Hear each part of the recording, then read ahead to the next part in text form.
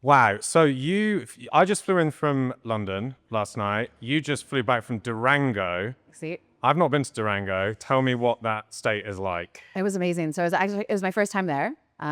So I mentioned to you, I was like, I'm counting off states around Mexico, trying to get to as many as I possibly can. So it was my first time in Durango, and it was amazing. It was a really, really great trip.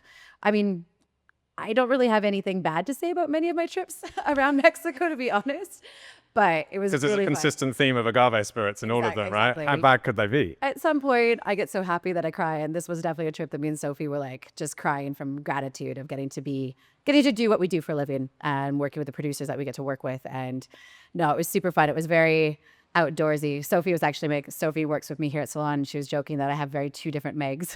This is very like camping cowgirl outside of Mexico City, and then I'm very city girl when I'm here.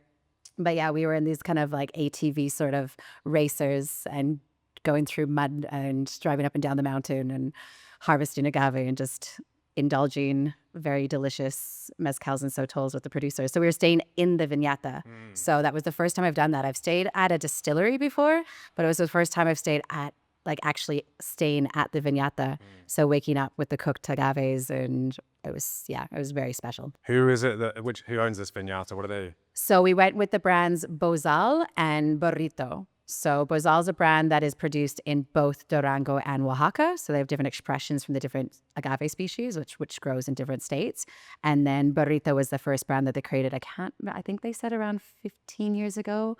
But I have known one of the owners for about 12 years back in London days. And it was actually a brand that I always thought it was a little bit more bigger than it actually was, going and seeing it. And this is why we do as many trips as we can, is because we really want to make sure that we're telling the stories of the producers as true to life. You showed me the bottle, and it's got like a cartoon. Have we got it here? No, I can grab it. No, don't worry. Over there. What is the animal on it? So burrito is a donkey. So donkey. burrito actually means donkey. Yeah, but I recognized it as well, and also like you, I thought it was a bit more of a commercial brand. It's something to do with the branding makes it feel that way, but yeah. Exactly, but it's not. And especially I think because I like found it in London so many years ago, I just assumed at that point they'd grown to maybe a lot bigger, but then going to visit them and I was like, oh my gosh, it's still a very artisanal product, Filipino stills, and it's just, it's actually beautiful. Is there anything in Durango that sort of picks it apart from other states in terms of production practices or the agaves they're using? One thing really interesting about this brand is they are in Durango, they produce both Sotol and Mezcal. So, and they have them in very separate areas of the viñata because of the way that the Sotol, like Dasylirion plant and the agave plant ferments and distills. So they actually keep them quite separate. So they use different equipment to They use different vats for fermentation and they keep everything very separate. Interesting. Yeah. So it's still a very like small viñata, but they keep everything separate. And so what I've just poured you a little bit is an ancestral Sotol, Dasylirion cedrosanum. So this is 100% of that one species, cedrosanum. And it's salud. Salud. So ancestral is normally referring to use of like Filipino style wooden or clay pot stills, right? See, yeah. And it can be many different things, but that's one of the.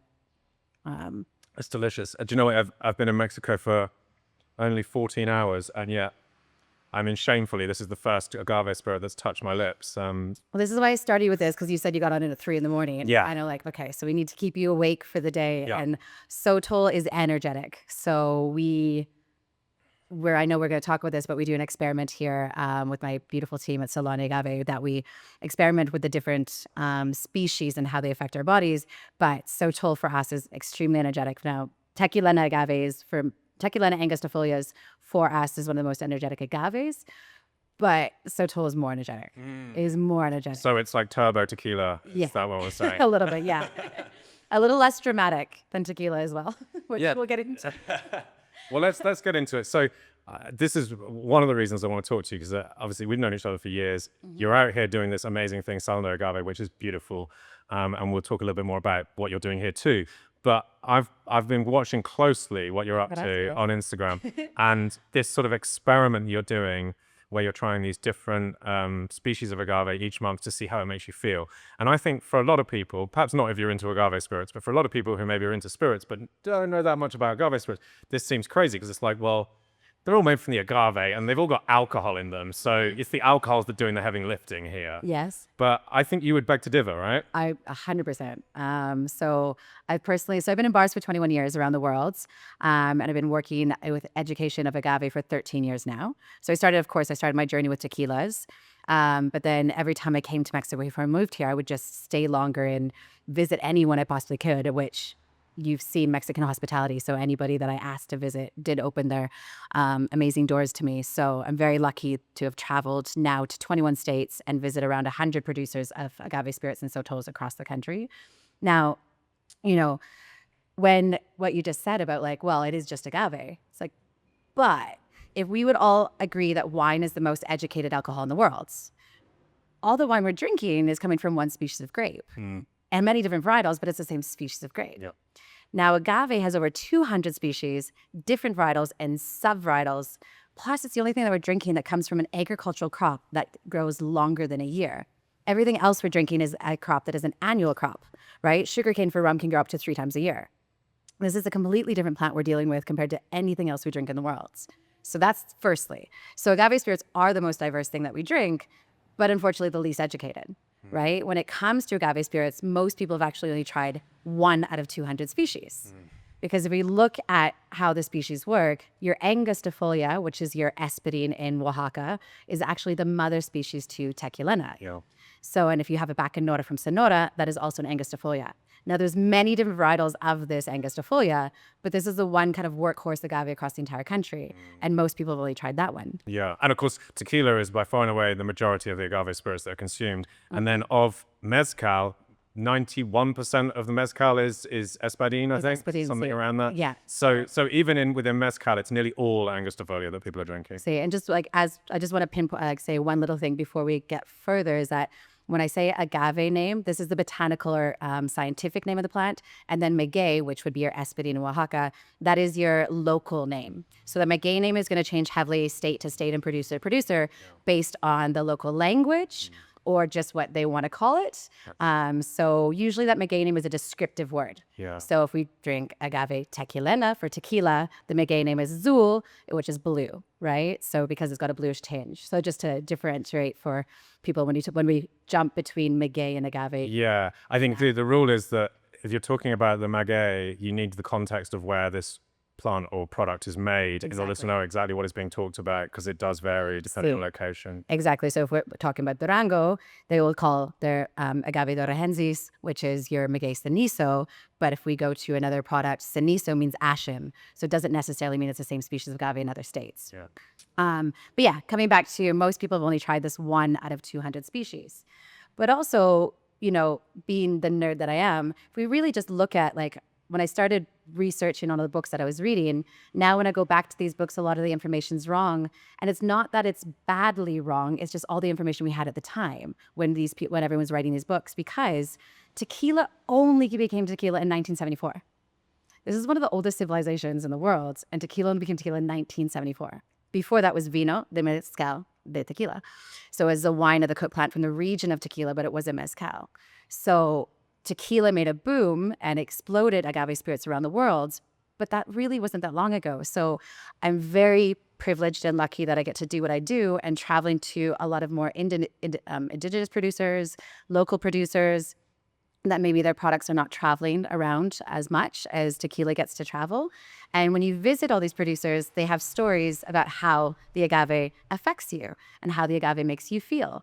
So hearing all this, I'm like, so it's now been 22 months that we're into this experiment. And Sophie, that works with me here at Salon, she decided to do the experiment with me, where we're like, okay, if all of these producers tell us that these different agaves affect us in different ways, why does this happen? And like, I want to do it. I want to try this out. So we started 22 months ago. We only drink a single species for the entire month. And then no beer, no wine, no spirit. No beer, no wine, no cocktails. And just we jokingly say microdosing, appreciating and microdosing that one species for the month.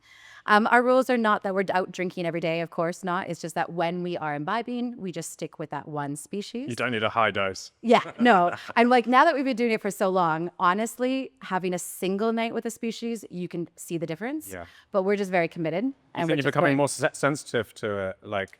Yeah, like if you want, we now kind of we feel like we can kind of choose your journey, choose your nights. So if we're going out on a night out and I need energy, I drink Sotol. But if I want to be more chill and relaxed and I don't want to like be up all night, I'll have a cuprietta. If I need like that kind of like silly, energetic, maybe I'll have like a Karwinski. If I'm in a social environment that I don't know many people, I only will stay with Angustifolias and Tequilenas. So I can like, it's your social butterfly agave. But now we kind of feel like we can choose our own journeys now that we've really seen how different agaves affect us. Now, one of the reasons we feel like this happens is because agave, the way agave distills, it distills differently than anything else we drink as well, which is really fun. Because it distills differently, and not every species, this is not an exact science, but because the agave only carries fructose, and so it just your heads and tails, your methanols and ethanols come off the still in a different order compared to other species, other agave distill. Sorry. Other spirits. Other spirit categories, pardon me. So because of this is why we can drink things like puntas, which is a closer cut to the beginning distillation in agave spirits, which in other spirit categories would be containing more methanol. It would have a lot of methanol in it, yeah. Yeah. So because this isn't happening, we can drink bottles labeled as puntas, which is a closer cut to the heads or the beginning distillation mixed with the bodies. But this is safe to bottle, right? Yeah, just the science on that is quite interesting. I think it's to do with how ethanol and methanol form an azeotrope, which is when two chemicals bond together and it's really hard to split them apart. And it just so happens that when you ferment agaves, you tend to have approximately the right amount of methanol and ethanol to form that azeotrope. So throughout the whole course of the distillation, methanol is continuing to come over the still.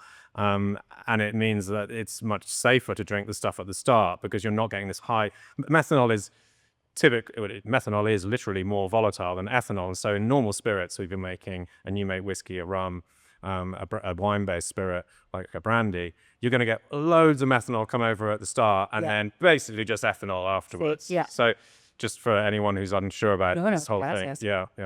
And like every species of agave will do that differently as well. So it's not an exact science for every one. Yeah. Also, what we found out is that it has to be a very ripe agave. So if some producers are not, if they're distilling quite like still very green agave, it's not very, very ripe and ready. And so when I say ripe and ready with an agave, I always try to tell people to think of like an underripe banana to an overripe banana, right? Difference. Like the starch versus the sugars. So it has to be a very ripe agave and very thoroughly cooked for this to happen as well. So maybe some fast food kind of style tequilas or mezcal products might not have this happening. So just as a heads up, it doesn't happen with every single bottle you pick up of agave spirits. It has to be a good bottle. And so, yeah. Only good bottles here, right? Only good bottles. I mean, we're very picky here. We're very lucky to be able to be picky. But it's not actually so easy in Mexico compared to other countries because the tax here can be between 50 to 70% on your spirits. So the higher proof, the higher the tax in Mexico. So actually, sometimes it's really hard to find amazing agave spirits in the country. And this is one of the reasons I opened Salon was I assumed I was in agave Disneyland when I moved to Mexico. And then I was like, why can't I find all these Mexican-owned brands? I had a lot of, these amazing tequilas that we have here. I had a lot of them in London, but then couldn't find them here. And I was like, and unfortunately, it's easier for a smaller producer sometimes to export than it is to sell here. So that was one of the major things about Salon was to give visibility in Mexico for these producers all across the country. So back to the differences between the species. We talked about ethanol and methanol, but so how do you account for these other sort of mood setting variabilities between different species? Now, because of this different style of distillation that happens, what comes through the distillation is terpenes. So because the terpenes can get through, every agave species carries different types of terpenes. So for example, an agave salmiana has a very specific terpene that no other species of agave has. So if this gets through distillation and they all have different ones, then that must be accounting for how it affects us. Now, if you don't know much about terpenes, they're set basically like essential oils inside the liquid, or I'm Canadian, something that's consumed a lot in my country is marijuana. So this is the different oils that you find inside marijuana. That is the different things that affect how we feel, maybe the hallucinogenic, or they can be medicinal. We know a lot of Sotol producers, for example, that swear that Sotol is cancer curing, that it's so medicinal that it has these types of terpenes in it. I've met Raicilla producers who believe that, well, in fact, they kind of have evidence that they've overcome disease during the course of consuming lots of Raicilla and attribute it to the Raicilla. Now, whether or not it's the Raicilla, who knows? But but this is it. I mean, even like touch wood, we always joke that we microdose agave on tastings and with our experiment. But touch wood, I have not been sick in a very, very long time. I never had COVID, not once, and I got tested. I was even in Wuhan in January 2020. Oh my God, you're a super spreader. But you didn't actually get ill? I never had it. No, you're just a carrier. Never had it. But only for 2 nights, and I was. What the fuck are you doing in Wuhan? And I had a tour across China, 11 days, 6 cities, doing talks from my last bar in London and guest shifts, and I was on a tour. We only went. Is it any wet markets or any high security? No, it was nothing. It was a week. It was a week before it was shut down, but it was nothing was happening. It was very normal, and then all of a sudden and at the time when I got back to London, I had no idea what was happening. So I was like, no. I was like, nothing was happening there. This isn't real. But no way. Because that was you moved out of London shortly after that? Yeah, so I left London July 2020. Yeah, I left July 2020, and then I moved to Mexico December 2020 at the very beginning. So I've been here for about almost 5 years. And I lived in Guadalajara first for my first 6 months because I assumed I needed to be really close to, because Jalisco is a state, Guadalajara being the capital of Jalisco. I moved there because I think Jalisco as a state is extremely diverse for agave spirits. We have tequila, of course, raicilla, and then there's lots of other amazing agave distillates in the state. So I thought that's where I wanted to land. But I moved to Mexico City for easier travel, fluidity from Mexico City. Yeah. I kept ending up coming here for work and then decided to make the move. And how did this place come about? You said there was a sort of gap in the market, basically. Yeah, it was kind of funny. I when I first moved, I had no idea what I was going to do. I just jumped on a plane and packed up and left. I was just ready to go. And yeah, when I landed here, I had nothing. I had no idea what I was going to do. I was still consulting with some agave brands that were enough to pay my rent.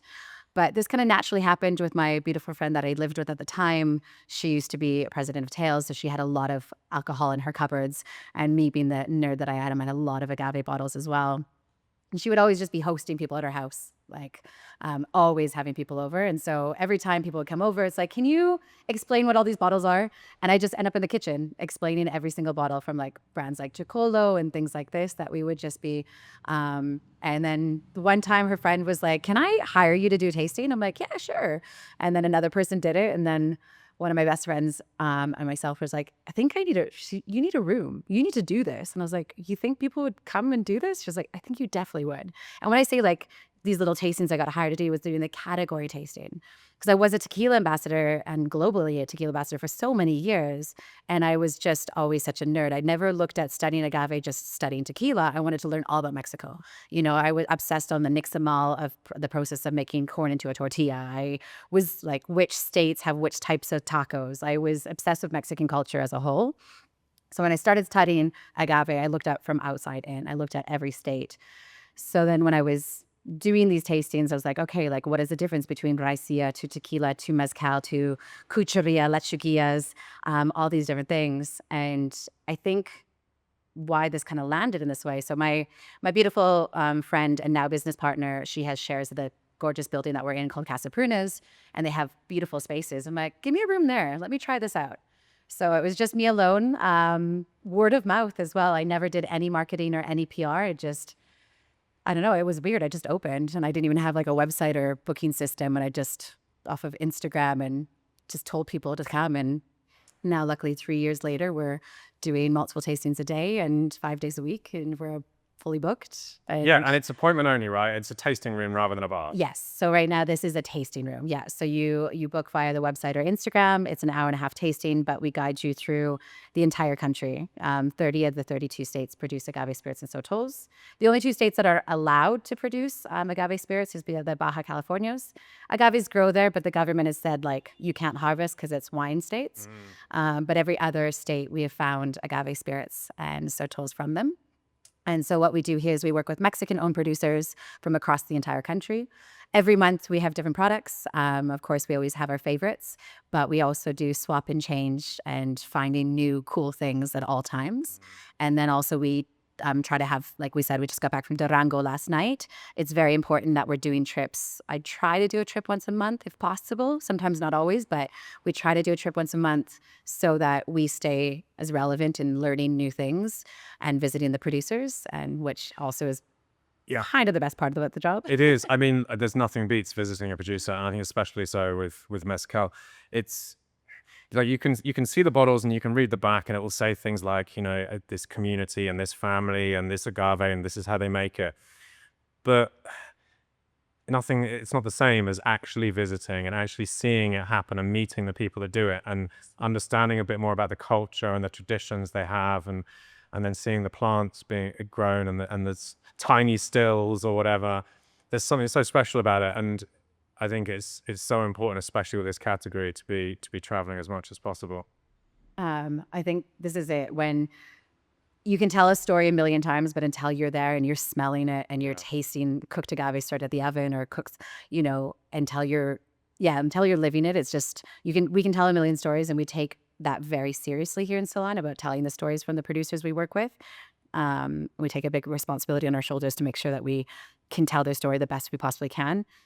But no, going to visit is the absolute best part of the job. Like every time I'm visiting a producer, there'll be at some point that I just cry from being way too happy, like just feeling consentida, like feeling very, very spoiled to be there and get to do what we do. Like I remember somebody said like, what's next? What's this? I'm like, I'm already living my dream. Like I want to grow this so we can help the producers. Because we just do tastings, so we pour little bits.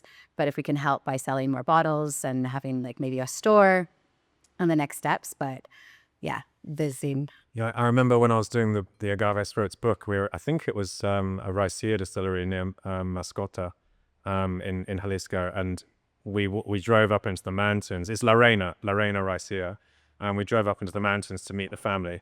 Gracias. And this is very common, actually, as you'll have experienced it many times, I'm sure. You turn up at the Viñata or the Taberna, Palenque, and they live there, of course, and their whole life operates there. It's the fields and the fermentation and the milling, the oven of some description, and the distillation, and then the cellar where they're storing it in glass and all this sort of thing. But there's also they cook there and they eat there under a canopy or whatever. Everything is going on there, and a lot of the time when they're welcoming visitors, you'll get the full experience. So you'll get the distillery tour, which is nothing like a distillery tour in Scotland or whatever. It's like you can stand there and kind of see the whole thing usually. It's a lot of these small ancestral producers. But then they'll cook for you, and you'll sit down, you eat with the family, and you're eating with like the older generation and the children, and the whole thing is just incredible. I mean, I remember crying at this distillery because I was like, I had to just take myself away for a little bit. I was like, it's just beautiful. And it's beautiful. It's a beautiful way of life. And I'm quite envious of that way of life in many ways. But also it's beautiful that they accept strangers in to share this way of life with them as well.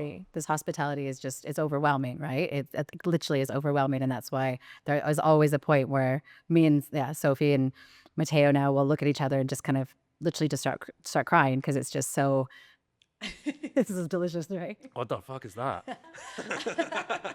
Wow.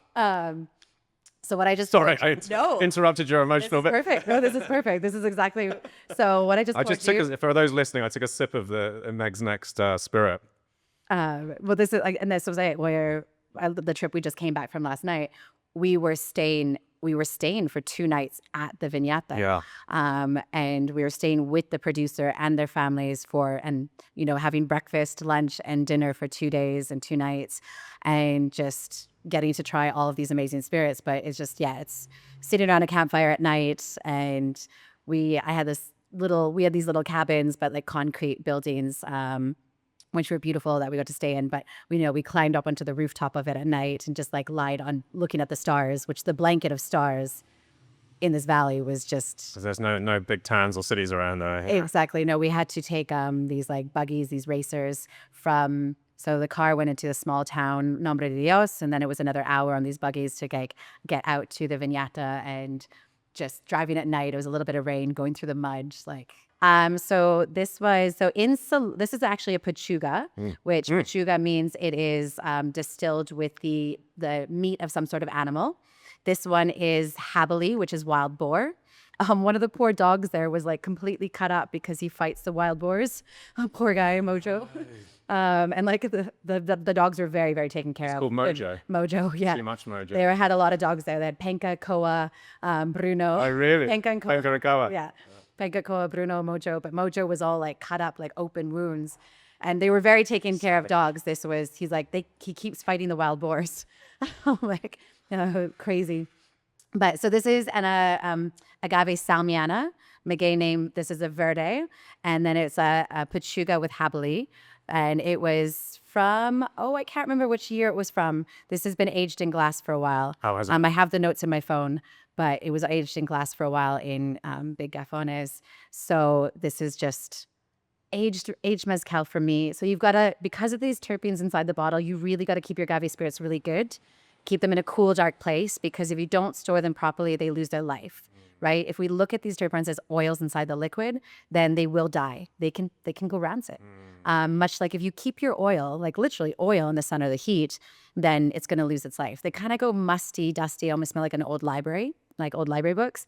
But if you keep them in a really cool, dark place in glass matured mezcal for me is true luxury. It is it goes very velvety in texture. All the flavors are concentrated but softened at the same time. It's just wild what happens. So this is glass matured. I can't remember for how many years. And this is like 55%. Yeah, but it's so crazy. soft. Although weirdly, the first sip I think off the back of the Sotol was quite big and spicy and just brawny. I think possibly from the wild boar. But as you go back for more, it softens and becomes gentle. And this is it. Like your tongue is the muscle, right? So when you're tasting something, I jokingly say in the tastings we always give like a little tequila or something to warm the palate, to open the palate before we go into the tasting. So I did jump into 2 very big spirits with you before as your first products today. I always kind of joke that we don't raw dog any product. We give something to soften your palate and this is also for us here, we don't have any food or anything in the room during our tastings because your palate does open up as you go through. So we don't like to have citrus or salts, which is very traditional in different places of Mexico. Some people still love certain spirits with lime and salt, which I know globally people think, that must be those like fast food tequilas. I kind of don't hate it because also if you sit in an old cantina, people are just sitting there dipping limes into salt and eating them. It's Mexico salt and pepper, right? So, I mean, it is literally the seasoning of everything in Mexico. So it's like, it goes with the country. And then, of course, we know in Oaxaca or other states, southern states, they like to use like orange and worm salt. But what we don't use in the way we don't have them here in the tasting room is because that salt and citrus restarts your palate through every sip. So it's a great drinking experience sometimes, but in the tasting, when we really want you to focus on flavors, we just say a besitos es mejor. So kissing it is the best way to drink mezcal. And also those first kisses, like you just had, can be a little bit intense, and then it softens and opens up. Yeah, that first kiss was tongues and everything. It's big French kiss. It's got a really interesting herbal finish to it. It actually reminds me a little bit of a gin. There's this real nice herbal and lime oils. Yeah. For me, it's like the first smell and note I get is and it also it's so dry on the end. So I know we won't taste the same things because you grew up in London, in the UK. I grew up in Canada. when I was a little kid, I used to take Kool-Aid packets and eat them. So that for me, it's got this like Kool-Aid acidity, like lime Kool-Aid acidity. But you know, if you have like citric acids on your palate, it then goes like Yeah. super dry. Yeah. So I have this like note that's shooting I know what you back mean. to There's that a memory. tingly thing there that kind of sits around a bit like lime. I think maybe you're right, actually. That's gin and more citrus.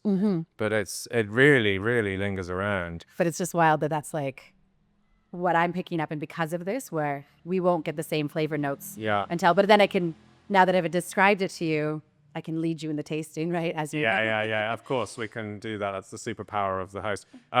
Just going back to the glass aging thing, I think it's worth actually just emphasizing this because so many people think that spirits don't age in glass. And of course, a lot of spirits don't age that much in glass.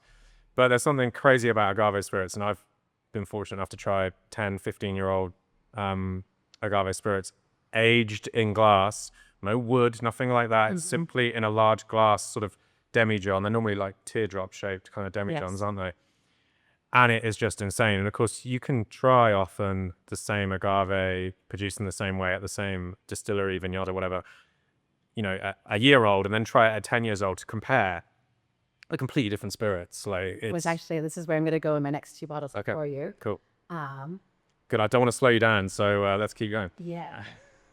I want to give you something really amazing, glass matured. But before we go to that, because that last Pechuga Verde had such like intense oils in the palate, I'm going to give us something else in between, which will be a good way to flow to the next one, just so we get the most out of these products. So I'm going to take you to our first mezcals from Oaxaca. In the room, we have amazing products from Oaxaca, but it's actually not the first state we go to, just because if somebody has tried a mezcal, they've tried a mezcal from Oaxaca. And obviously we adore and are obsessed with Oaxaca, and you can't not be. But this is when we do our tastings. We actually usually try to keep it at the end. So, but this product is one of my favorite mezcals from Oaxaca, 14 Fuerzas. They do many different varietals of species of agave, but they have 5 different varietals of Karwinskis. Now, Karwinski is a micro-endemic species, mainly from Oaxaca, and maybe a couple little areas and also not even from all of Oaxaca, like little tiny parts of Oaxaca. It's a really cool species. And then it also, that one's the Puntas. Yeah, let's go in. Let's go puntas. Let's go for it. Yeah. Let's go for puntas. Yeah. And so this is a micro-endemic species. So we're going to taste the Madrequiche from 14 Fuerzas. Now, this one's from Mihuatlan. And this is a puntas. So we're coming in at 65%. Wow. Here. But I always say with the high percentage, we just go in, start with smaller kisses, going a little bit softer. Maybe just have a little sniff around before you go for the kiss, you know? Yes. But this is a really... Because a lot of times what I love to talk, like I know, sorry for people watching that can't taste these amazing products with us, come visit us here. But usually when people talk about mezcal, generally, globally around the world, they're like, oh, mezcal smoky. Now, this is a huge generalization, but as the state as Oaxaca tend to use a bit more wood in their ovens. Right? So maybe they are roasting an earthen pit with wood. So I don't think smoke is a bad descriptive word. It just really shouldn't be the only descriptive word, but also it doesn't mean that all mezcals are smoky, right? So this is a style from Oaxaca, but I'm guessing you're going to agree with me here that it's not smoky at all. Not really at all. And this is roasted in an earthen pit, but for me, this is marzipan and peanuts, like salted peanuts. It's absolutely delicious. It's so good. And also Karwinskis with the love agave. So if you want to have a good date night, just spend a night with Karwinskis. This is why I can't stop kissing it. You can't stop kissing. Also, though, I have like a very funny joke that it's a joke, but it's true. Is like, I can't drink Karwinskis if I'm on a first date because it makes me think I like someone. Oh, you're just going to fall in love at first I throw myself under the bus and then I'm like, whoa. It's like Karwinski goggles. That was like, but seriously, like, are they hot or was it Karwinski? Yeah. Fantastic. So, by my friends that were in long-term relationships, the month that we did this experiment, they came back and was like, thank you for your experiment because we had a great night. And I'm like, good to know. That is good to know. It should be the agave that you use at weddings. Yeah. Like everyone fall in love. Well, Sophie, she used to work at a mezcal bar in the city before she worked here. And she knew the histories and the stories of the different agaves before she even did the experiment with me.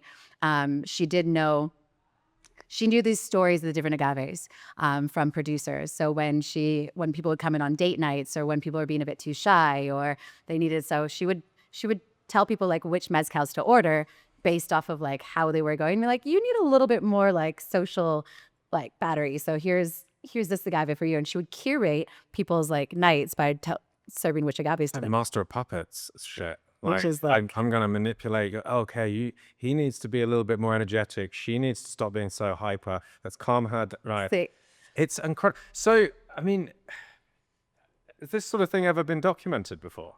we're working on it. It seems like it needs to be made into a You book. can help me with this. Yeah. Like I have a book deal, but I'm just really, really bad at writing. So maybe this is where this is Yeah, going. yeah, Maybe yeah. this is where this is going, Tristan. You can come back on more agave trips with us and dive into the I experiment. mean, it doesn't sound dreadful, yeah. Yeah. Just not too much of the love one. Stick with lots of Sotol for the days that we need to drive the next day. But it just, I mean, it seems like such an interesting. First of all, it's you kind of mentioned it already. You and I and anyone else involved in this industry are such a fortuitous moment, because the industry, agave spirits industry, although it's been around for years, in terms of its marketing and certainly its education, it's so young, it's so nascent, and you get to be a part of this as it's maturing and finding its feet and working out what it is. And who's to say, gracias, who's to say that in 50 years' time, a huge part of what we're talking about when it comes to mezcals and all agave spirits is like, well, this is the sort of mood it puts you in. This is how it's going to affect you physiologically. We're not just talking about it's how many units of alcohol are in it. Yes. You know, it's far deeper conversation than that. Much deeper. Thank you. And like I look, because this is the major thing. Like Salon, where the base point that we want to be educational, is because agave spirits needs so much more education and needs so much more love and people to understand where it's coming from. So these artisanal producers, and not just the people that are doing new things. We have amazing products from first generation producers that are doing great things and into this type of research and want to keep these spirits alive. So sometimes we only romanticize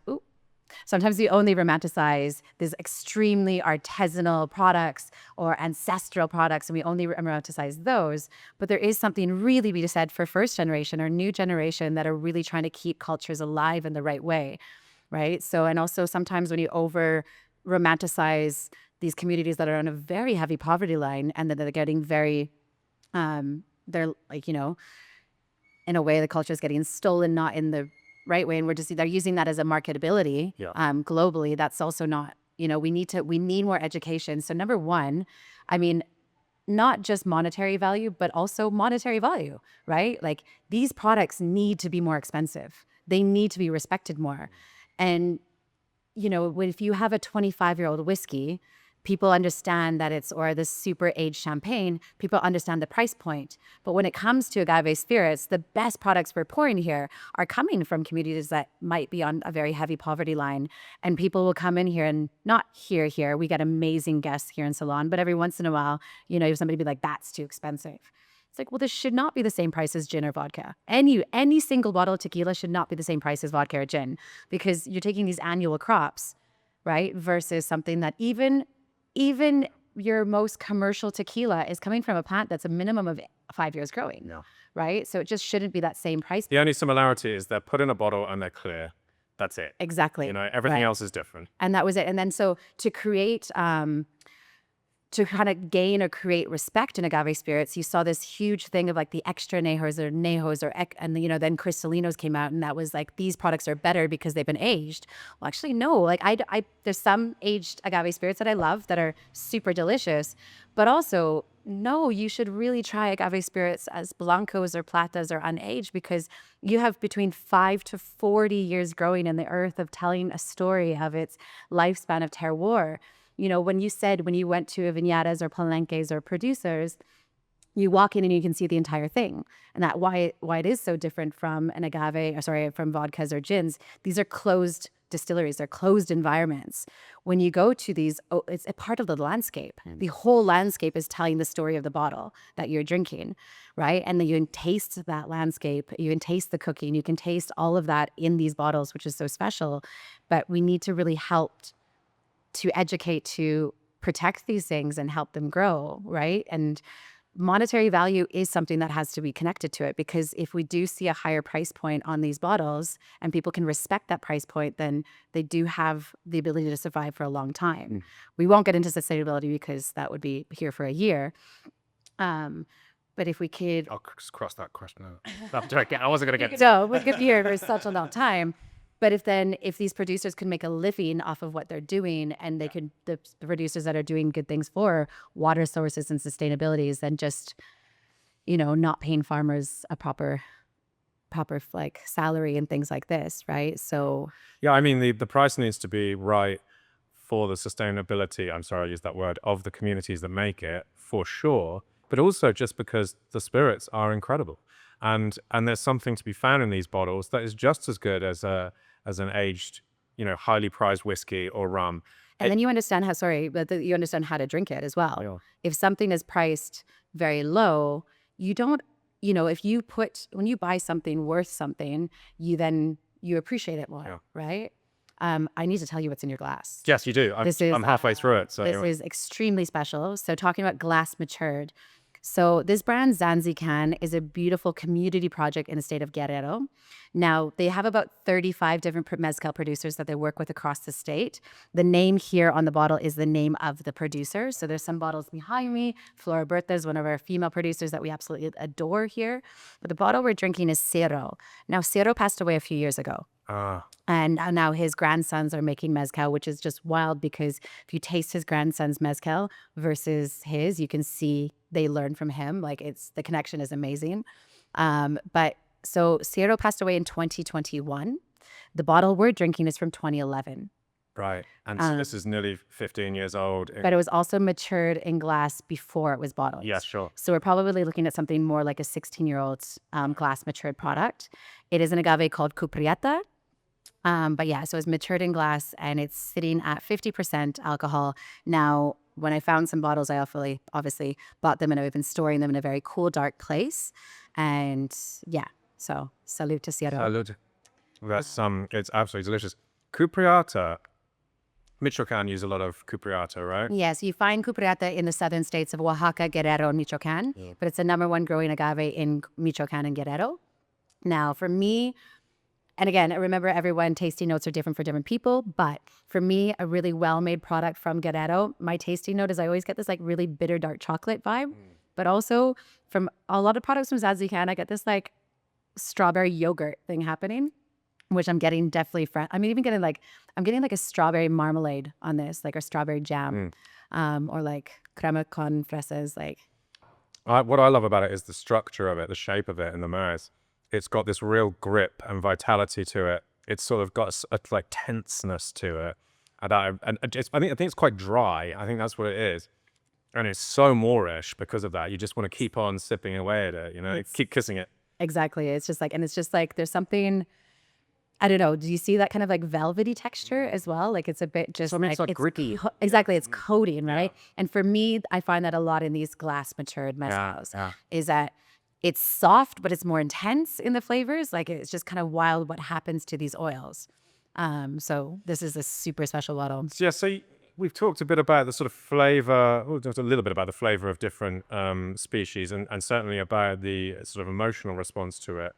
How do you sort of, in a matrix, balance that with location? Because you've got certain species that are grown across multiple locations, and then this gets onto sort of terroir, I guess, and environment, and also a sort of deeper cultural story, which we talked a little bit about before we started recording, how culture sort of feeds into flavor. 100%. Yeah. So, I mean, what are some of your observations? You've been to 25 states, right?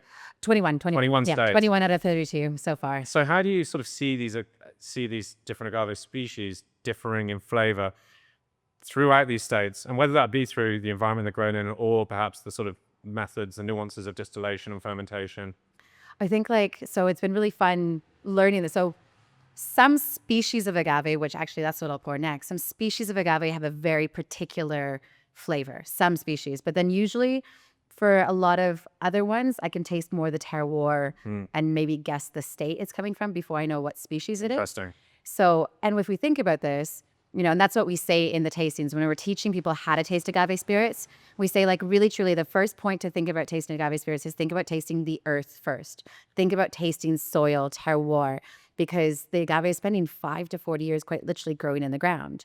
So is it forest floor? Is it mushrooms? Is it growing near coastline? Are we getting some saltiness coming in on those agaves? Is it kind of like that petrichor when the rain touches the earth? Is that kind of like, that dampness? Did the rain hit cement? Or is it like river rocks? Is it more mineralities? Or grass? Is it dry grass? Is it wet grass?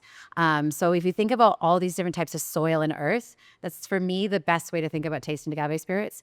And then we can dive into the evolution of like on your palate of the lactic and fruity, like floral notes that come out of it. I suppose they're so long in the ground, and like you say, some of them up to 40 years, that it stands to reason that terroir is going to have a more significant impact than it is on a grape or on a grain or on a sugar cane, because there's just that extended contact period, and terrain changes so much. I mean, Mexico is so diverse in terms of its terrain. Even Jalisco is incredibly diverse in terms of its terrain, So it's little wonder that it plays into the flavor of the spirit. And I like thinking about it that way, that actually just think about the geology, think about the soil biota, that landscape, what is growing nearby, and then imagine that translating through to the spirit. And this is it. So this is why there's certain, when a cupriata, so going back to the a cupriata for me from Guerrero, I get this like super bitter, dark cacao chocolate vibe. Usually, not always, but usually, where if I have a cupriata from Michoacan, it's a bit more lactic, and I get more of these like lactic cheesy vibes off of cupriatas from Michoacan. Again, as a generalization, sometimes we still smell something like, wait, what? That's from where? And they'll like kind of throw us and be like, oh, we love what we do, because you can try to like keep learning. I mean, many years ago when I was so nerdy, I had this crazy Excel file that was like, okay, these are the species, these are the tasting notes. And it just got nowhere because, it's just, and again, it's how the producer makes it, or is it fermentation during rainy season, cold season, hot season. So even the same product tastes wildly different during different times of the year. Even your best tequila, your great, like some really, really great tequilas, batch to batch will still taste different. Like if with a really trained palate, they want to be consistent because of course their strain of yeast. But, we talked about Sergio the other day from Don Fulano, and I've been lucky enough to visit him many times, and we've traced Don Fulano Blanco is exactly the same percentage, just from different. And then of course it's going to be aged in glass. It's because if you try an older batch, it's been aged in glass for a long time, right? So even tequilas will taste different if you really go next to them, which is really fun. I think it's good for any drink to have soft rules about what something should taste like. Yes. So that you have some sort of reference point that you can go to and go, okay, I'm tasting a cupriata from Guerrero. I have some expectation about what this is going to be like, and you might be right most of the time, but actually the brilliance is when you're wrong, and you're like, okay, that's surprising. Why has that happened? And then that allows a little deeper inquiry into what's going on there. And then also like really going back to like keep your agave spirits as good as you like, as that cool dark place as much as you can, because I've traveled around the world and opened products or smelt products. I'm like, oh no, this is fun. Shit, this one's cheesy. So this isn't but I'll come back to it. Sorry. No, this is so much fun. You were still going. I'm so, the problem is you're on a great kind of like bit of chat, and I'm like listening intently, and then I pull an agave spirit to my nose, and I have a reaction, then you react to my reaction. Because this is why it's so much fun. Like this is why I was saying to you, like even though we've been doing tastings in and out pineapple as well, by the way. Yeah, it's super fun. This is why we love doing our tastings every single day, because we've had many people cry during the tastings because it's like their smell and taste like shoots you back to memories. So like, oh my God, this reminds me of this from my childhood. So what I was saying about certain species. This is like a Vaju. It's got that really weird fermenty pineapple thing going on. It's so cool. So this is an agave called Inaequidens. Oh yeah. Now Inaequidens for me is like, it's hard to hide an Inaequidens in any sort of way. That's why I said like usually I can more so guess the state something comes from before I can guess the agave. But not Inaequidens is an agave that is like, this is Inaequidens. This is that flavor profile. It's got slightly carpety. It's like new carpet as well. Right? Like so for me, it's like it's queso cotija, so like it's like tortilla cheese, Yeah, stuff. It's blue cheese, but it's also blue cheese. Like it's funky. do you know what? I picked then- it up from the middle of the table, and just in moving it in front of myself, I was like, whoa. When we're doing like we do that our experiment of drinking one species of agave per month. Now what we do with this is like we gift our friends in bottles, like in bars, bottles to share these with them and then buy them back. But as soon as you open Inaequidens, you can smell it across the room. Wow. So it is like, so for people watching, it's like very cheesy, but it's also like I get notes from me personally, I get like this juicy fruit gum or fermented pineapple. That pineapple, sort of almost like the kind of candy pineapple flavor. Yeah. And it's still very juicy on the palate as well. But It's the so texture. fruity. Like intensely It's so fruity. It's so juicy, and it's not as cheesy on the palate. No, It's still there, no. but it's not. It doesn't connect as much. Well, it's a lot like cheese in that way. Cheese, strong cheeses always smell more cheesy than they taste, right?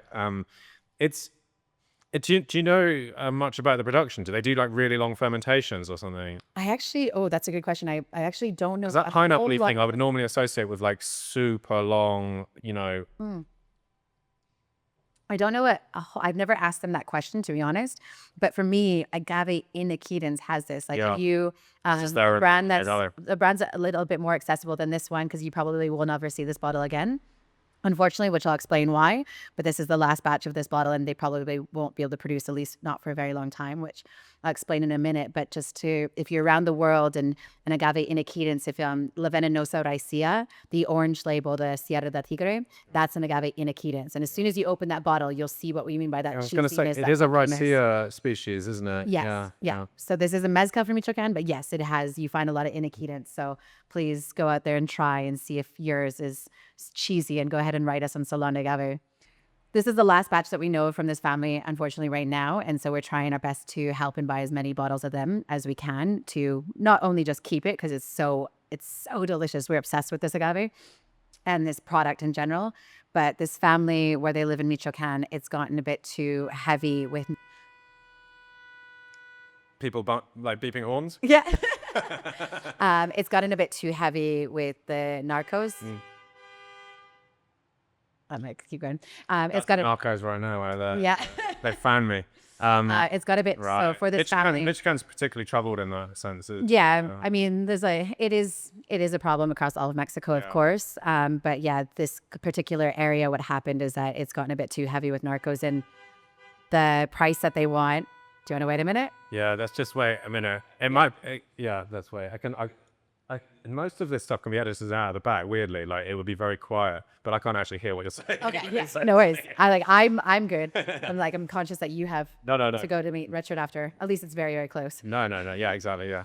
But yeah, so unfortunately what's happened is that for this family, it's gotten a bit too expensive for them to be paying the Narcos for the protection, for protection. sure. So, and if they were just to be farmers of something agricultural, it won't be as dangerous for them. So at the moment, they no longer will be producing mezcal. So for this, as of right now, this is their last batch. Mezcal producers attract more attention than just a bean farmer, for example. If we think about like globally where agave spirits are going, yeah. So it's just like people. So we visited one producer the other year. I'm not going to say where it is just for the safety wise, but which maybe shows how crazy I am. But they took our phones off of us to make sure that we were not showing the location of where the community was, because at this point in time, the community doesn't have any problems with Narcos, so they didn't want for us to be able to share the location of where we were going, which me and Sophie and my business partner as 3 females traveling to areas with no phones, but just shows maybe a little bit how crazy I am.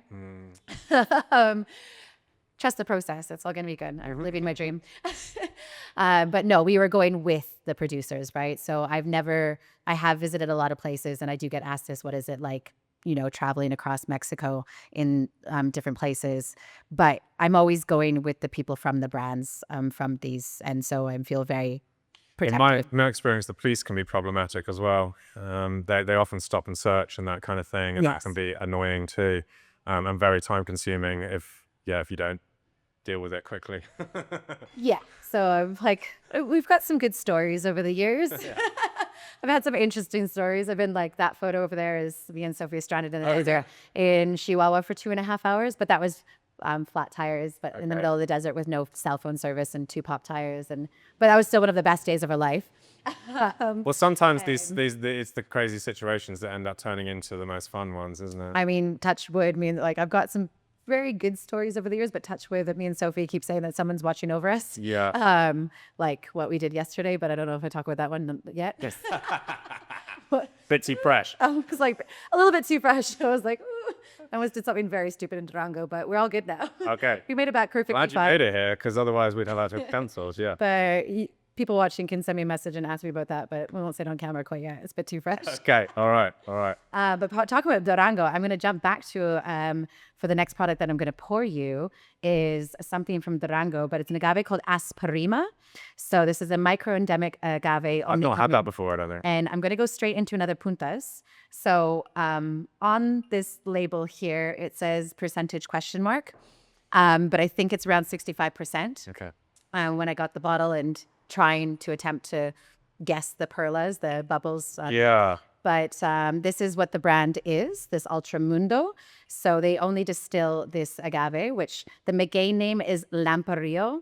Now, the first time we ever tried this product, Sophie was like, Sophie was like, it just tastes like the color yellow. And I was like, well, Lampranillo in English means little light, little lamp. Oh, yeah. So, but they were gracious enough to send us some puntas last year. So this is puntas this is puntas from 2023. So this is from Nombre de Dios, Durango, but also the zone. It's near Nombre de Dios, but it's called Zono de Silencio. So very silent zone. So as you can see, it's kind of like hallucinogenic label on the bottle. There's like a turtle, and then there's a UFO and a carrot being sucked up by a UFO. So this is it's a dead silent zone. There's no cell service, there's no sound, there's no echoes. It's a very interesting area, but they only do this one agave called Agave Asperima, which is micro-endemic to this area, Maguey name being Lampranillo. And I think it's just a very... I mean, by the way, I know it's almost seems a sort of shame to focus too much on labels when the spirits are so good, but don't agave spirits just have the best labels of any spirit brand, right? The diversity of styles, the creativity of it. I mean, some of these bottles are just absolutely beautiful. Just the bottle itself, but also the label. And there's just so much great graphic design going on here in Mexico for these products. You see. I was like, definitely, I think like just the heritage and culture of Mexico, right? Now for me, this is hot pickles. It's like dill, jalapeno brine. It's dill and jalapeno and the cucumber all in there. Yeah. And I remember when I first opened it, because of these terpenes inside the liquid, when we don't serve a new bottle or an empty bottle at a tasting because they change so much. Mm-hmm. So really, truly keep your agaves in it, but they can also breathe when they open it. So if you buy a new bottle of Mezcal or an agave spirit or Sotol, they can kind of be spiky when you first open the bottle. They need to, or if you've been traveling or they've been moving a lot or flying with them, like open them and let them breathe or sit in the glass. So when we first opened this bottle at whatever percentage, it was like, whoa. I was like, they messaged me and he's like, what do you think? I'm like, I needed to sit for a day. I was like, it's hot. It was really hot. We've had this open since December last year. And now, even though it's puntas and it's a very high percentage, it's softened. And it's still very big, obviously, because it is high proof in alcohol. We're thinking around 65%. But there's enough flavor from the agave carrying through to balance that, isn't there? The two of them work in harmony with one another. You know, most spirits, if you drink at 65%, they're going to be spicy as fuck. Like, I mean, you don't want to sit on puntas for very long, obviously. Yeah. But it's just an attack of your absolutely delicious. Though. It's one of my favorites so far. It's so good. Amazing. Oh, cool. Good to know. Yeah. Good to know where we go next. I was like, but I also am very well. I like that briny, pickly thing. I find that. I mean, I like all these different. I like smoky. I like green and herbal. I like that pineapple madness that we had is also interesting. Like I say, you want the rules, but you also want the rules to be broken and to be surprised. Have you seen this one before? I don't think so. Okay. No. Cool. What's it called? Pechotierra, which means like push up or touch the earth. Like pecho is chest. Yeah. Pecho is chest, and then tierra is earth. So it's like kind of like like peck. Yeah. Yeah. So it's like peck, pechuga, pecho. Oh yeah, because of course pechuga's turkey breast, right? It's breast. Yeah. So so this is a product coming from Nuevo Leon. Oh whoa. What's that? So the one so before the podcast, we already like talked about it a little bit, but before we started, we're talking about not only does the terroir of the agave affect how it's going to taste, but again, we talked about, when someone's distilling, It smells like a rum agricole. their like palate is where they're going to take off the still, right? And all the environment around them is The cultural sensibility informs what they select and how they operate the distillery. Yeah. So this is coming from Don Jorge in Laguna de Sanchez, 2 hours outside of Monterrey in Nuevo León. Now, so Monterrey has no domination of origin, so they call themselves a Vino de Norte, but it is a mezcal. Now, what's interesting about Don Jorge and his wife is mainly they make tortillas for their small puebla. They get up at like 5 a.m. and they make tortillas. And then when he's an agave ripe and ready in the fields, it's that beautiful photo over there with the mountain in the back. And he's to the right of that photo is him. And so when there's an agave, he makes the mezcal. So he has different species, but what's super interesting about him is that first actually, let's describe honestly, Megs, if you'd given me that blind, I would have told you it's a rum agricole. It has that wonderful, vibrant, there's almost like a plasticiness, and I mean that in the nicest possible way that you get off a rum agricole. See? And it's in here as well. And so what's so fun about this spirit is that every bartender that was ever had this product always says rum agricole. Now, a lot of people from the Mediterranean. I'm such a fucking bartender. No, but it's great. But then a lot of people from the Mediterranean say olives. They say olives, olive brine. And then every Mexican always says corn. Do they? Every Mexican says, oh my God, it's pan de elote. It's cornbread. It's sweet corn. It's esquites. It's elotes. It's cornbread. The basis for comparison is really important here. Yeah. Which he makes tortillas for a living. And he seals his still with the spent masa, with the corn.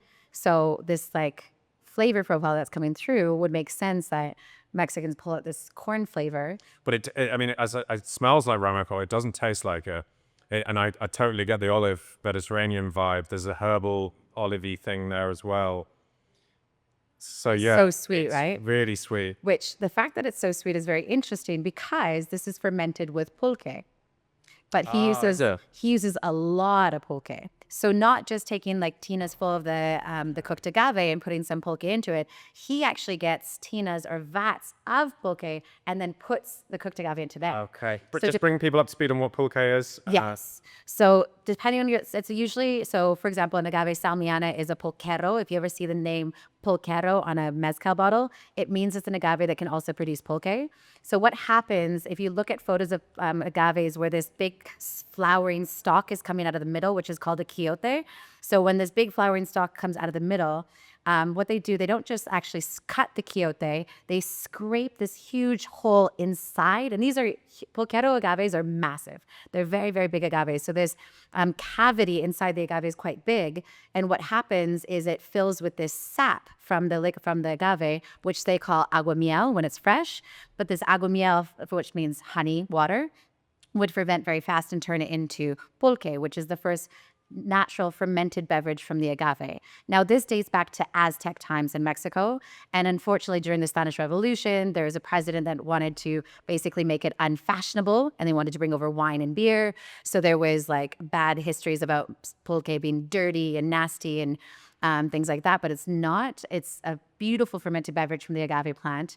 You don't find it outside Mexico because it naturally ferments very fast and it's hard to pasteurize.